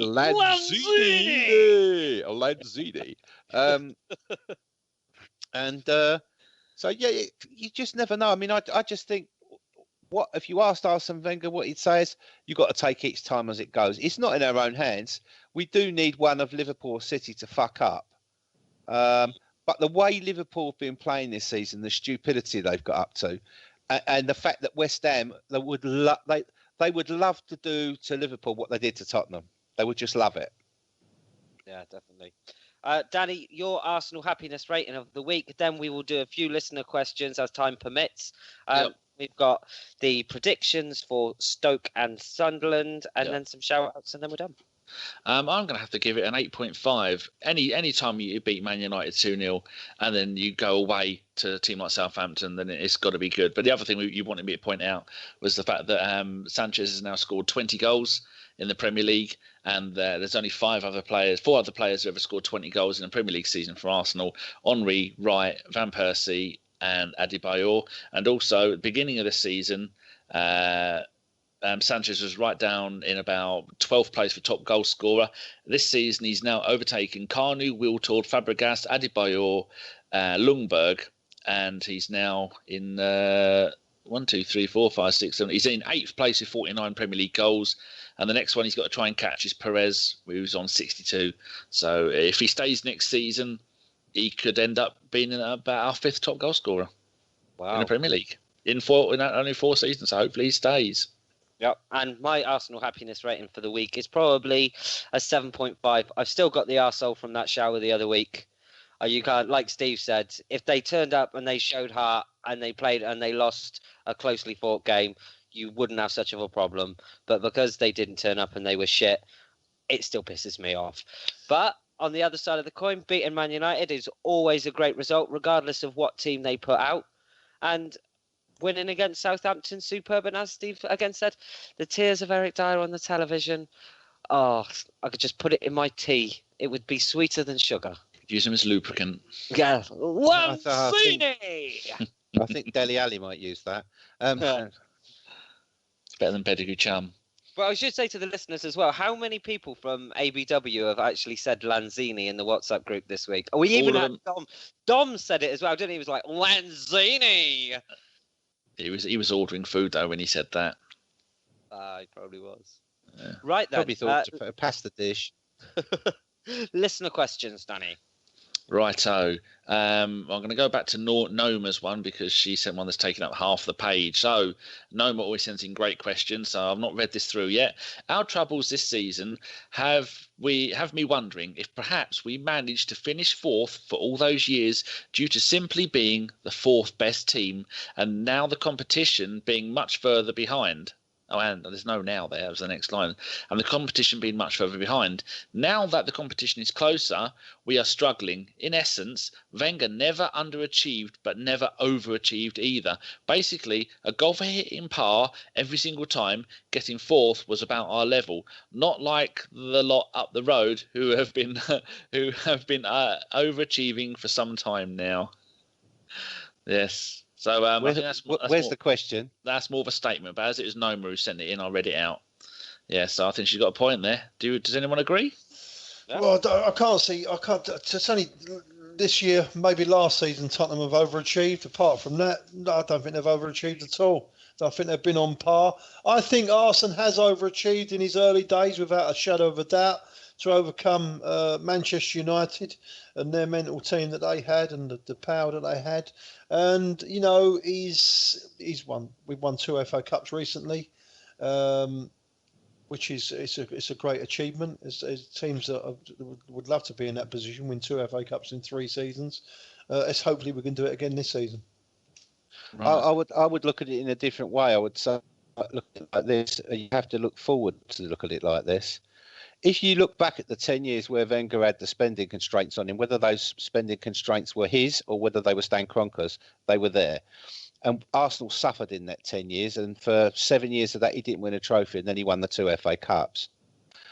If you look at the misery that and the restraints that put on Arsenal's wages bill and Arsenal's ability to buy players and attract players because of the known constraints and the below par wage structure that we had at the time, just imagine what that's going to do to Tottenham when they've got an £800 million debt for a new stadium, which has been put up 25% in its cost by Brexit alone.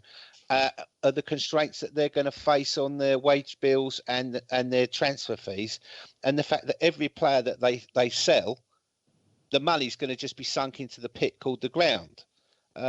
So yes, Tottenham have overachieved. They've done well with the budget they've got, but actually, what have they achieved? They got in the Champions League, got through the group phase, got 1 year they got through the group phases. The second time they got in it, they were lobbed out the group phase because refs sussed out their rotor fouling and their diving. And really, the money which they've got out of that has gone into the new lane. So it's not going to benefit the team. And what you do in a year's time, when Man United come banging on the door and say, right, we'll have Harry Kane and we'll have Dele Alli and we'll pay them 200 grand a week each. Levy can't pay them that money. It's going to have that they'll go through what we did. Then we'll see how consistent they are, won't we? Yeah, it'd be funny. Plus, right, I think. Oh, go on. Plus, I think seriously that the number of there's only one club that's ever built a new stadium in the Premiership and not got relegated.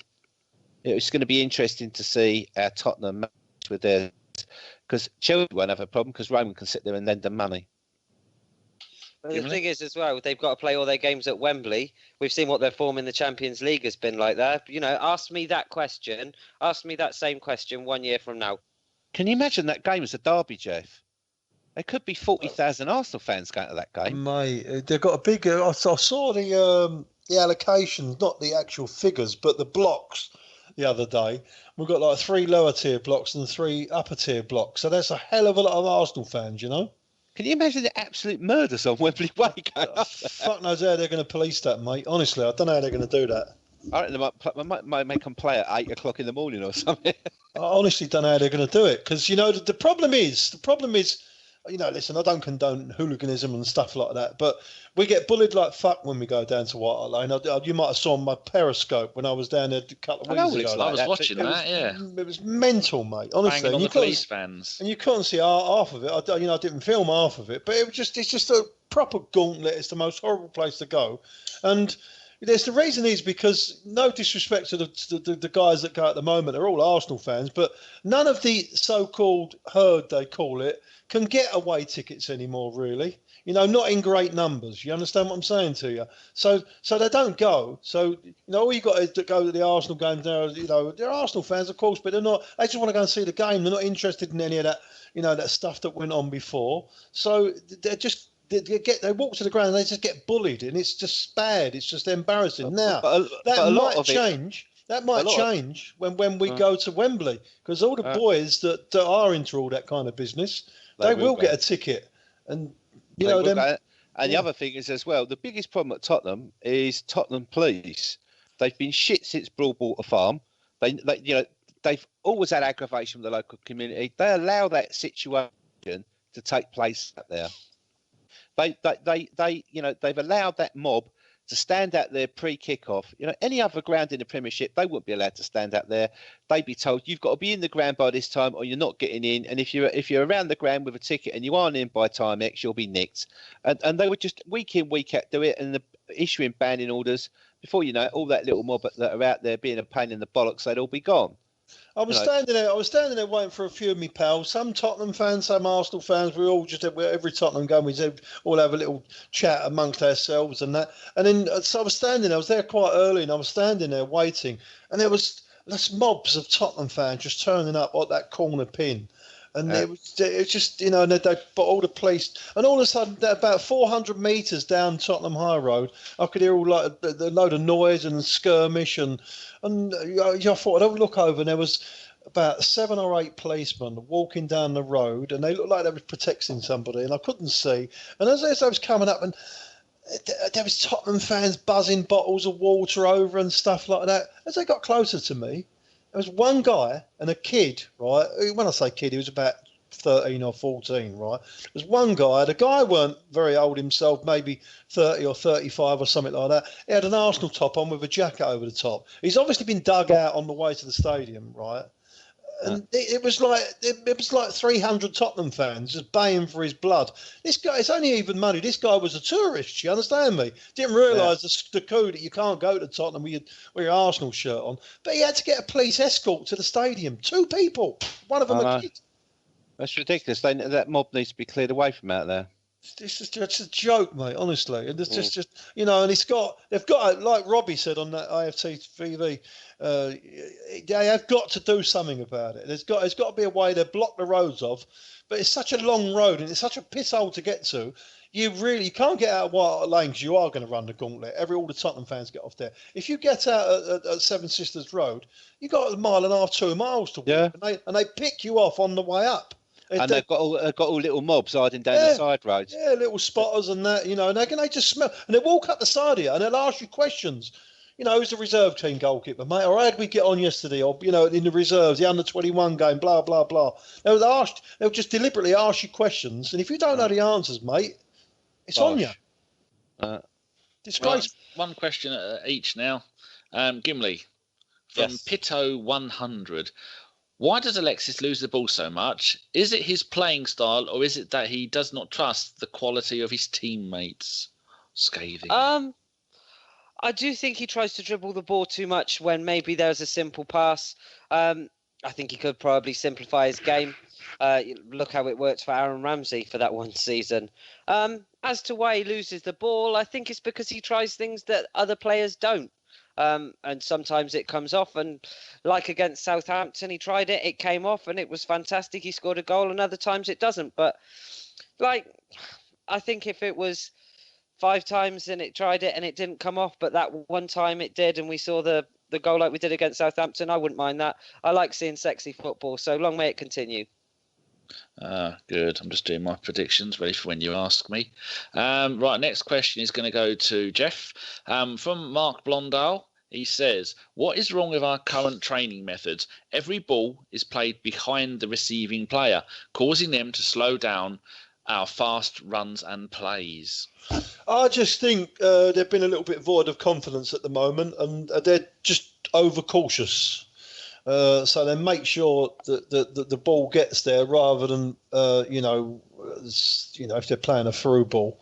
That's why they don't play it behind, because they're a little bit bottly, they're a little bit scared. If they try and threadle that ball through, it'll get cut out, and that dents your confidence even more. I just think it's a confidence thing. You know what it's like when we're really, really on song. They just pop it about, and it looks nice and easy, and it's all fluent.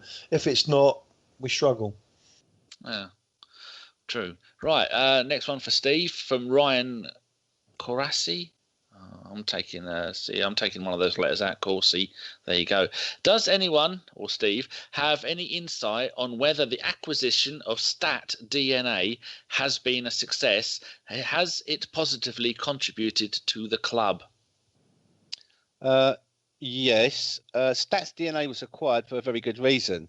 It was the market leader with the highest level of technology and stats collection methods in European football, and it was being used by quite a lot of top teams and quite a few Premiership teams.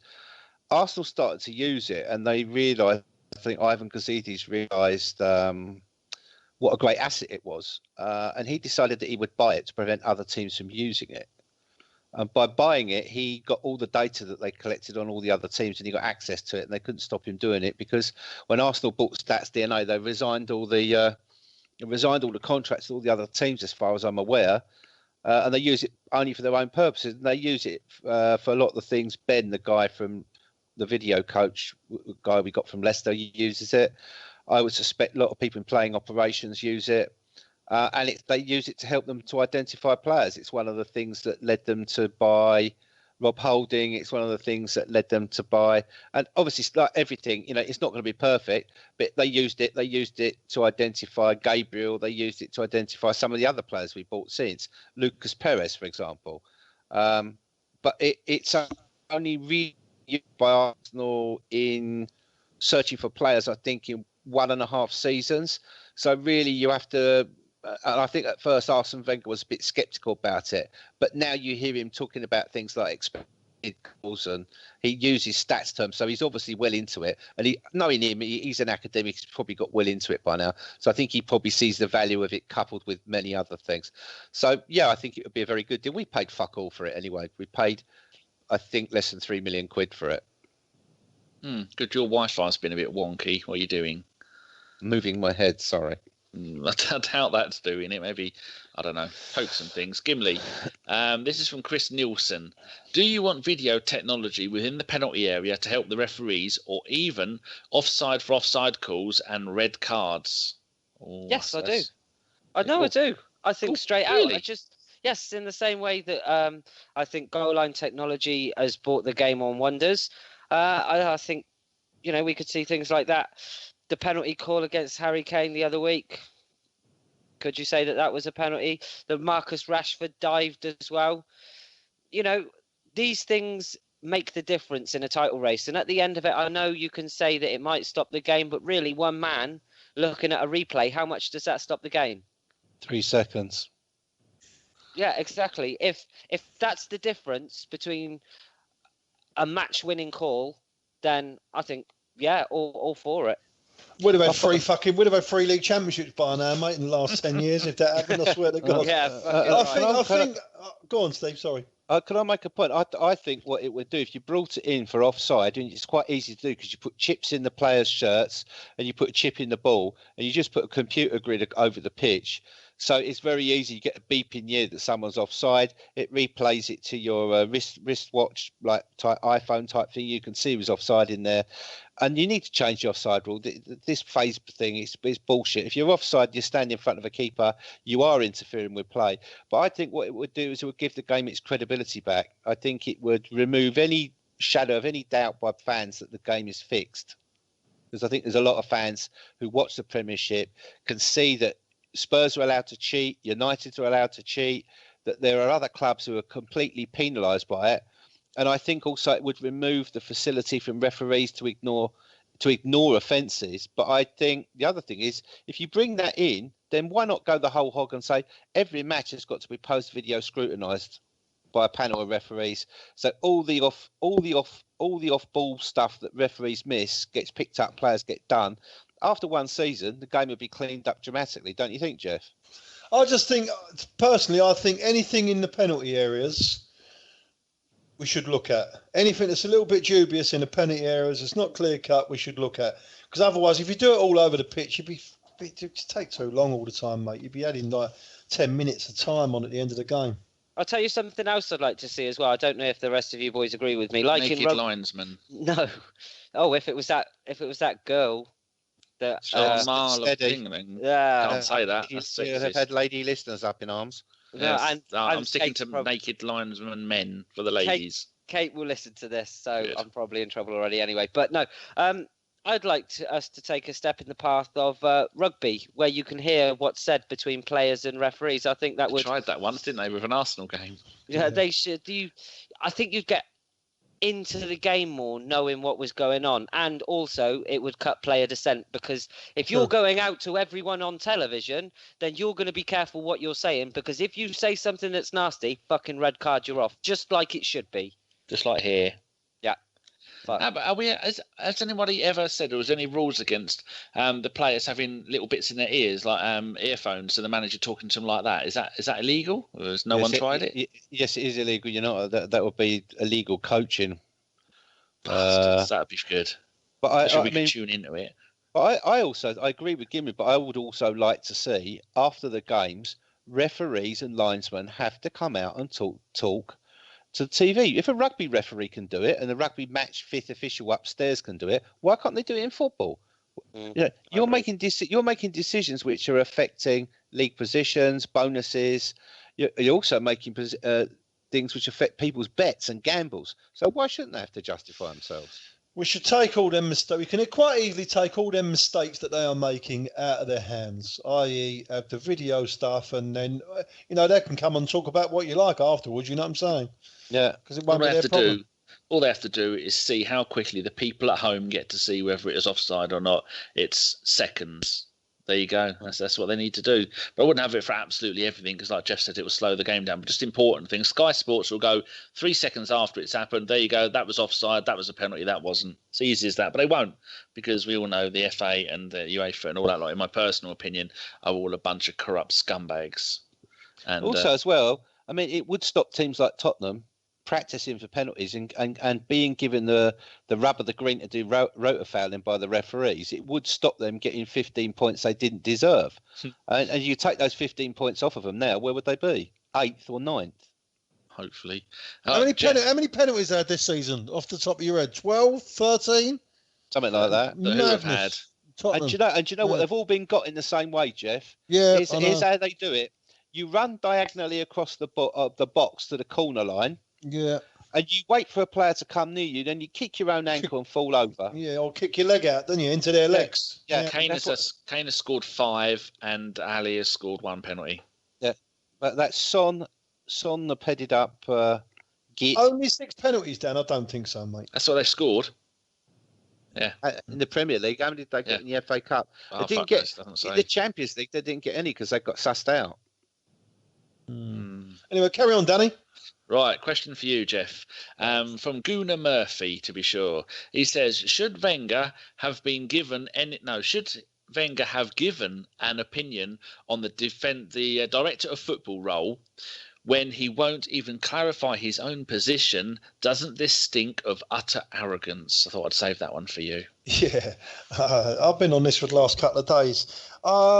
Do you know what? It was like, ask a stupid question, you'll get a stupid answer. Yeah, they don't. See, the thing is, all the press, they're in there. They're trying to get something to write about. They're trying to get a reaction from whoever's in front of them, whether it be Wenger, Allardyce, fucking the England manager, whoever it is. And I just think it was a brilliant answer from Wenger. You know, he just completely shut them down. And I mean that, and when he was mimicking about the director of football, what does he do? Does he, the traffic, as if he's directing traffic? Does he stay on the right hand side? Or does he? I think it was just brilliant, mate. I don't think it's arrogance. I think it's the press are always going to try and probe and try and make you say something. You should take it all with a pinch of salt. And did you laugh when the woman on the BBC, she said, will you be here next season? And he said, are you offering me a job at the BBC? Yeah, it's brilliant. I think all his presses are quite good. A lot of people, listen, if you like him, you'll think the presses are good. If you don't like him, you think he's horrible and arrogant and the French whatever. It's all a game of football. Mm-hmm. Right. One for Steve from UZ, who sent us that epic question about the PGMO. Professional game management officials, is it, Steve? Yeah. Right. He says the PGMO, Mike Riley, still wants refs to have authority instead of video in England, despite Italy and Spain using it next season. Corruption or incompetence? I thought that had Steve written all over it. You'd love this. I think it is not corruption. I think it's not incompetence. I think it's the fact that for way too long, a select band of men have been in a little private club where they've been in close contact with famous footballers and celebrities, and they've been part of the whole spectacle, the referees. And, now ex-referees are getting on TV. Howard Webb's on there trying to explain decisions. You've had Graham Poll writes a column in one of the newspapers.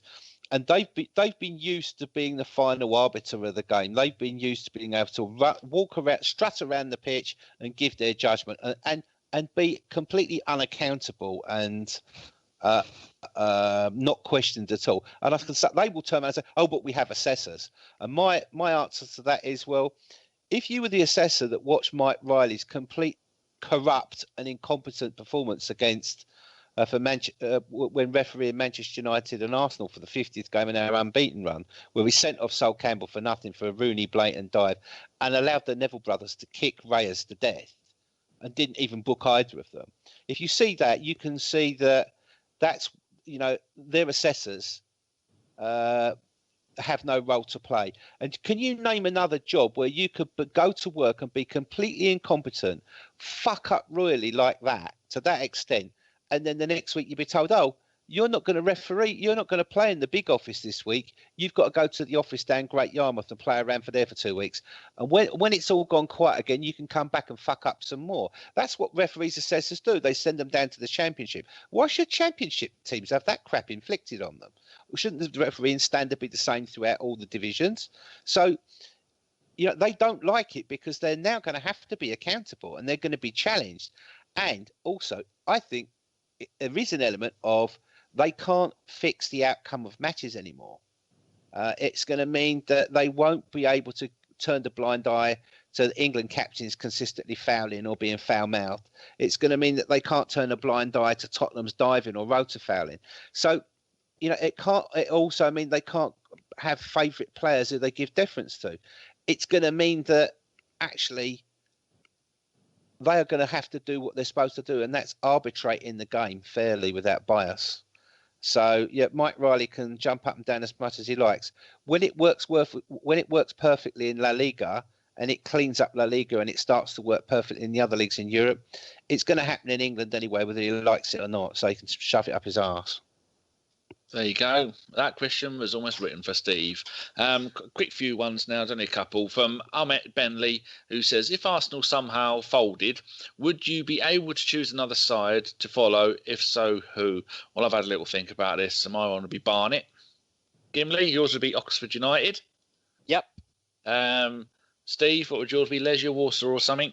No, Polonia Warsaw. I wouldn't support Legia. Polonia Warsaw is the ex-Jewish team. I'd support them. Jeff, I suppose you'd go for the grammar, something like Barcelona or. I don't know what. I don't know. honestly really don't know, mate. Most solely my local team, West Ham. It's all kicking off at the Celta Vigo game. Celta got sold back. And there's a punch up in the centre circle. Yeah, Gudetti's gone down. I thought Geoff would have gone wherever Arsene Wenger did.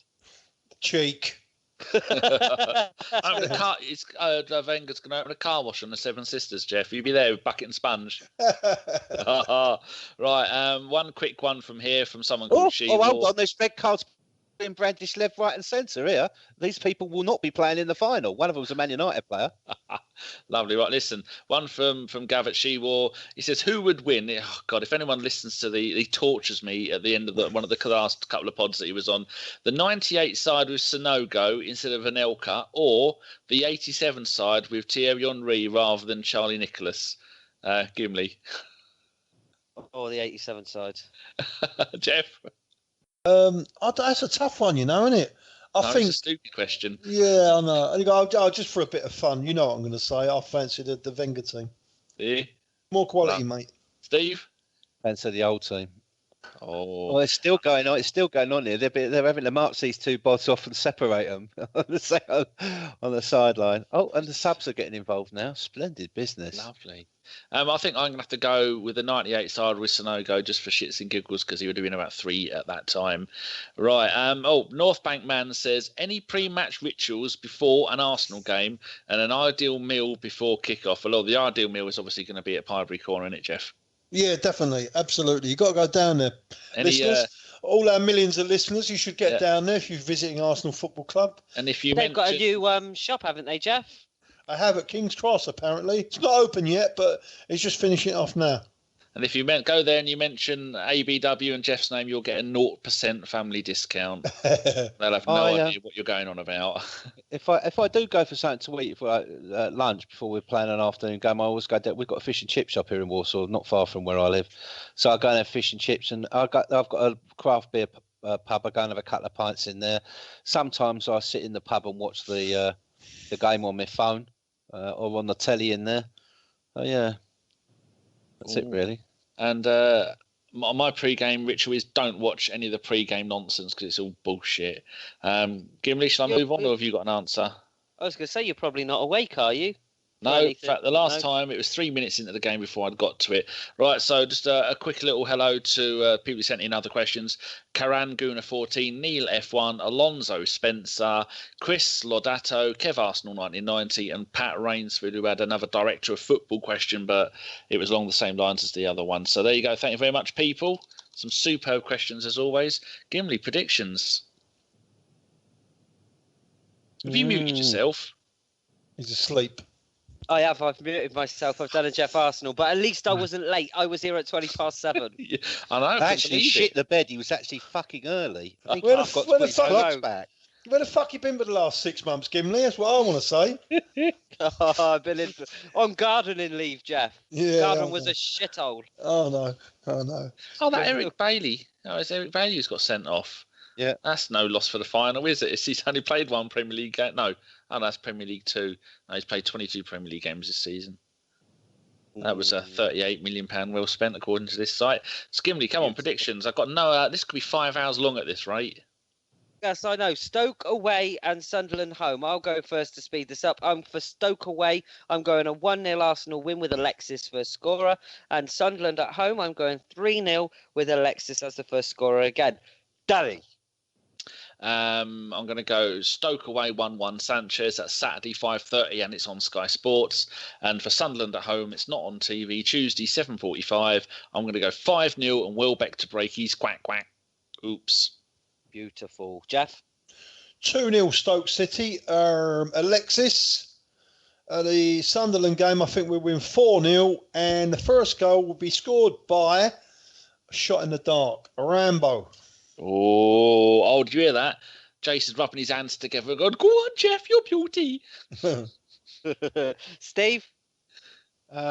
Stoke, I'll go for Arsenal 2, Stoke 1. And the first scorer will be Rambo. Oh, don't you start. Jason's having kittens. And Arsenal 5, Sunderland 0.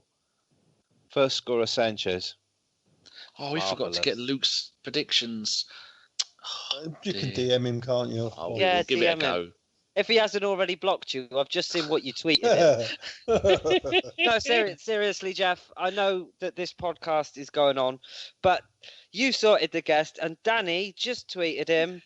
Hold on. Right, actually, no, it was 46 minutes ago. He tweeted him, I'm still laughing at the thing you did for Chris. If you want a signed picture of me in the bath, ask. It's geezer. We scared him off. We've scared him off. Right. He's called full Matt Lucas. We'll never see him again. Yeah. Shout outs then. Steve, if you go first. Yeah, Mike got one shout out. That is to Operation Arsenal Art, which is you can find them at OpAA 2016. This is a bunch of Arsenal fans who work in the film and media industry, and they every year do an art display made by the fans throughout their lives at Pinebury Corner, and they need pictures and memories of supporters. Memorabilia, they scans, pictures, and if you go on their Twitter account, you can find the email address to send them all into, and they make up huge displays which are on the pavement and inside Pinebury Corner, and people will go in there to have a look and looking at the old pictures of the old days or fantastic Arsenal memories and matches. Really good blokes and really doing something worthwhile. And this is all to raise money. They pick charities and they ask people to donate a couple of quid, and they raise in thousands of pounds for good charities. So please follow them and give them some support. Yes, definitely so. Here. Geoff? Yeah, big shout out to Tony Sharp. His Twitter handle is Sharpie58. Old school gooner. You'll get on with him. Go and follow him. Any relation to Pat Sharp? No, I don't think so. Oh, Bit older. I doubt if Pat Sharp was related to Tony Sharp, he wouldn't be such a twat he was. He would have sorted him out years ago. Yeah, that's right. That twat Herrera's just scored. It's been disallowed though. Danny? Yes, we've the people who do the our FIFA group. They have got a Twitter account called @ABW_Pro Clubs, and that is our Shredder and Stefan and Akib and I think Ellis is involved, and they're doing a thing for Macmillan. It says we are holding an epic 24-hour Pro Clubs marathon for Macmillan Game Heroes 2017 to raise money for people affected by cancer. Sponsor us and make a real difference through the power of gaming. The main event will be held on Saturday the 17th of June. We will start with pro clubs on FIFA 17 with the aim of getting from Division 10 to Division 1 and attempt to win it. This will be on the Xbox One. Anyone is welcome to join in, though, throughout the day. A donation would be nice if you wish to take part. Parts of the day will be streamed on Beam or Twitch, so feel free to watch us attempt to play FIFA. But that's only if you've got an Xbox One. But anybody can watch it if it's going to be on Twitch. They shouldn't really use Beam because I didn't know it existed until yesterday. And then, as usual, a few people from the YouTube comments: K-Man Arsenal Forever, Oscar Arias, who's always a cheeky monkey, and someone who always gets really involved in the live chats during the radio show. No nickname required. So, yeah, thank you very much, people. And remember, keep on putting stuff in the comments box, and you see me and Gimli reply in there with our own personal accounts. And sometimes we do get a bit rude, but that's why you love him. Yes, exactly. I've only got one this week, and it goes to Davey Boyd, who is at Boyd_D1. That's BOYD_D1. He's been keeping me entertained all afternoon with, and I don't know why. Question for at Gooner Gimli, please. Did Nivea cream because Max Factor, or also after breaking up with a non-existent girlfriend, did Mo Hader? And also. After 4 days in Benidorm, did Gordon Brown? And let's just have one or two more because they were fantastic. Yeah, thanks for clogging up our timeline. Yeah, no, it's been brilliant. After clearing floodwater using only a rusty bucket was Michael Palin. That's one of my favourites. But absolutely fantastic from you, Davey. You kept me entertained all afternoon, and it's one of the most deserving shout-outs I've done on this show. Danny, is there anything else we've got to mention? There was did we mention the blog, or was that from last week? I'm never too sure what date it came out.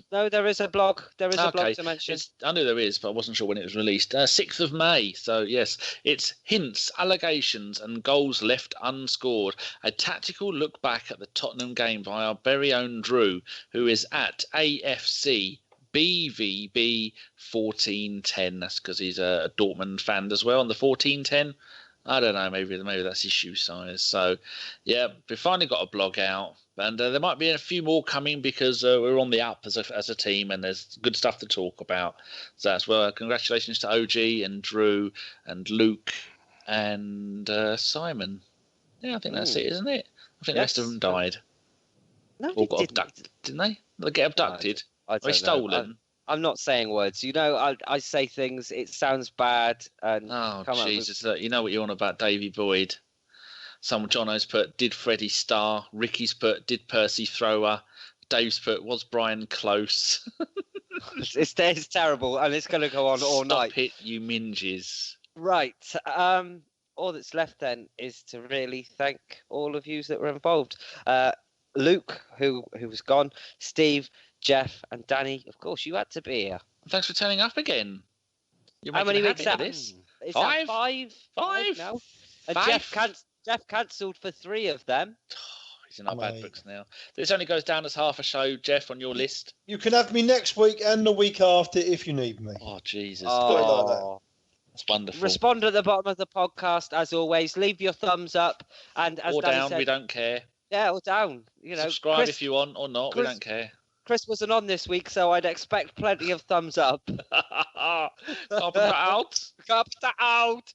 I still can't wait to hear the Arsene Wenger Carpenter out impression. I will download it. Right then. That was a Bergkamp Wonderland podcast. Thank you so much for listening. And keep it Arsenal. Good night.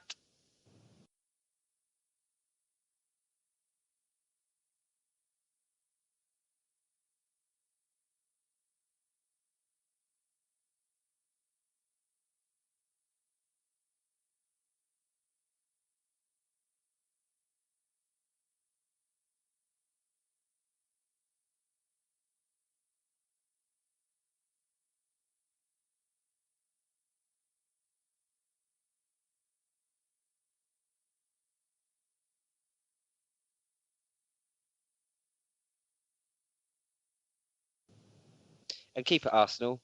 Good night. Waiting for Steve to shout Lanzini. Lanzini! Lanzini! Lanzini! Go on, Geoff. No.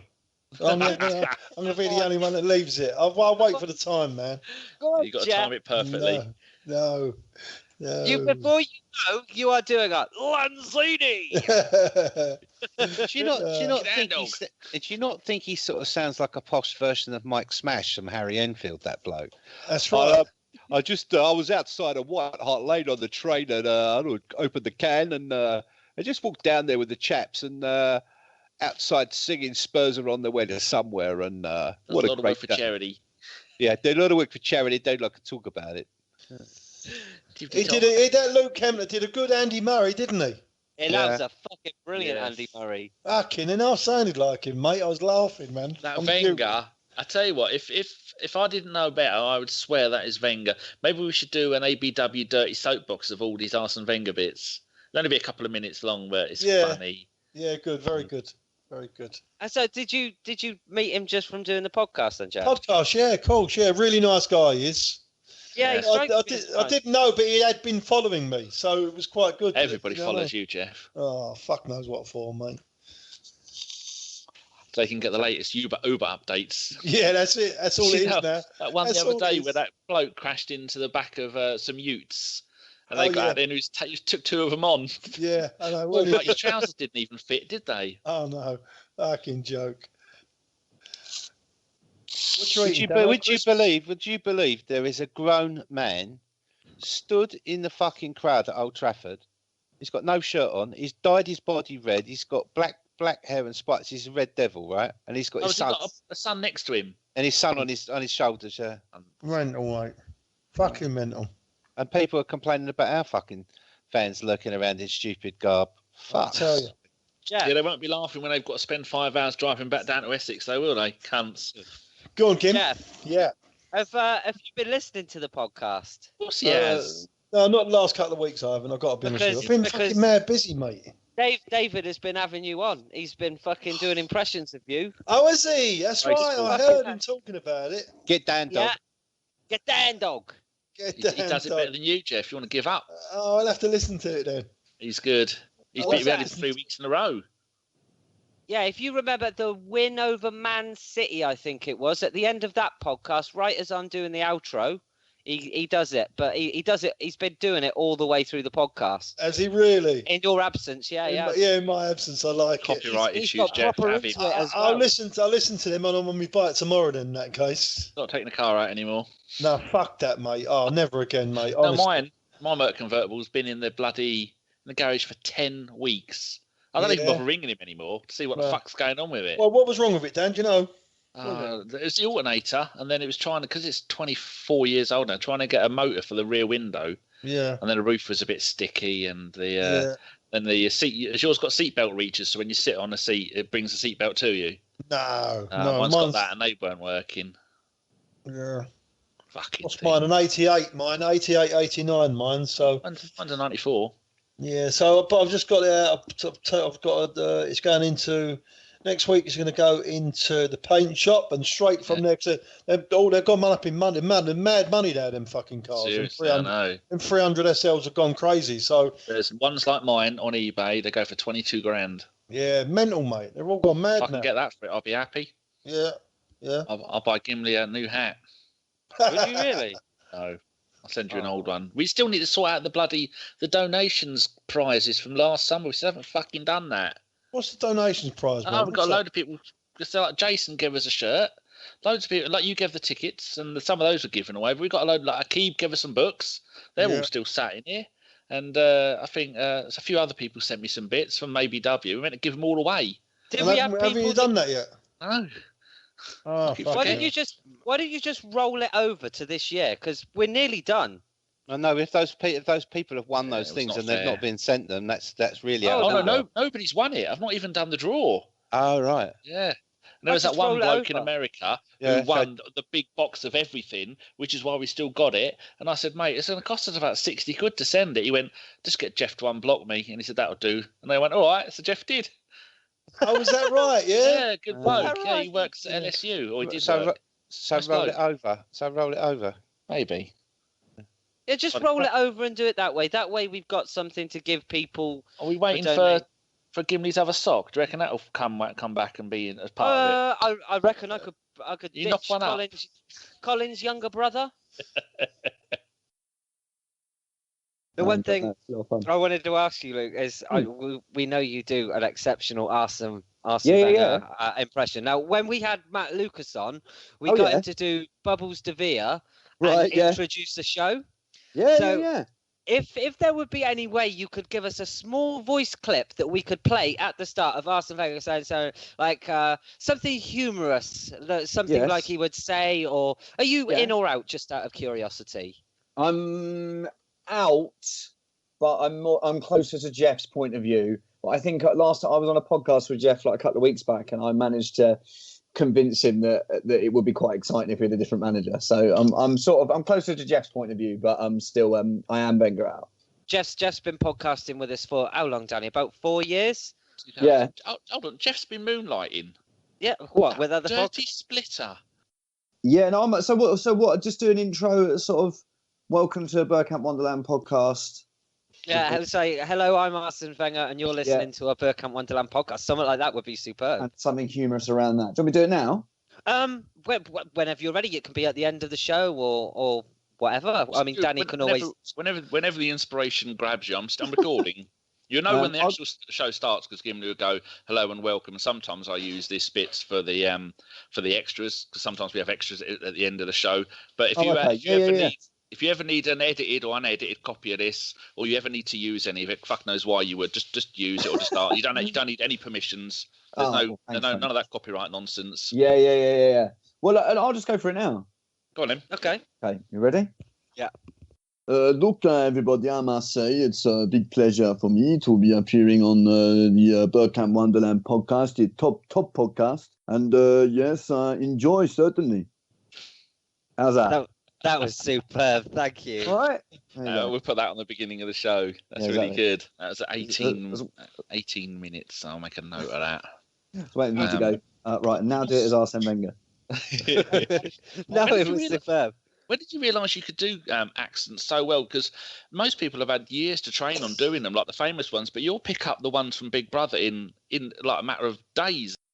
If it's like, like Huey from Big Brother, I could hear that he was Irish, and I could work out where he was from. Is he Northern Irish? Is he Southern Irish? And then, so I can sort of work those things out. And then, if someone's got a bit of a lisp, you can sort of add that kind of thing. Or if they're really camp, you can sort of, and then, so then there's like a basis of it. And then I just listen quite a lot. And then I can usually find like certain little tunes within their voice. And some are easier than others, but it takes a lot. It does take a lot of time. Like Big Brother, I have to watch because we start the new series in June.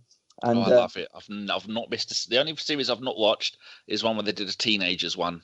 And other than that, I've seen them all. I know. I love it as well. I always did. Who's the old boy that narrates the show? Oh, Marcus Bentley. Yeah, I drive whenever it's on television. I drive like my missus potty to in his voice. Nudity. Yeah, that's good. Yeah. Geoff has said he can't make it. He's going to be an hour. But have we got anyone that we could pull in swiftly? Oh, that way it can just be Luke can talk more. They don't want to hear any of us, do they? We could have Arsene as an extra character. Now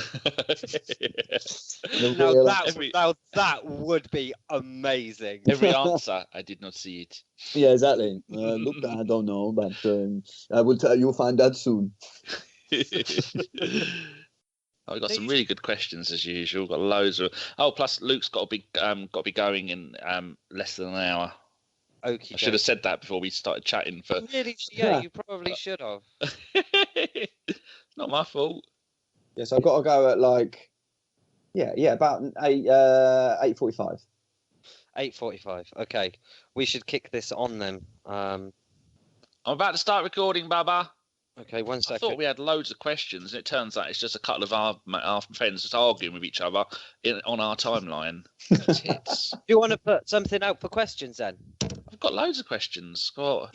I thought you said you thought you had loads of questions, 5, and then 6, 7, 8, 9, 10, 11, 12, 13, 14, 15, 16. Got about 20. No, there was about nearly 100 interactions. Can you hear me? Yes. I can hear you fine, Steve. All right, everybody. Yeah. Good. Just put your phones in. Recording. That's recording.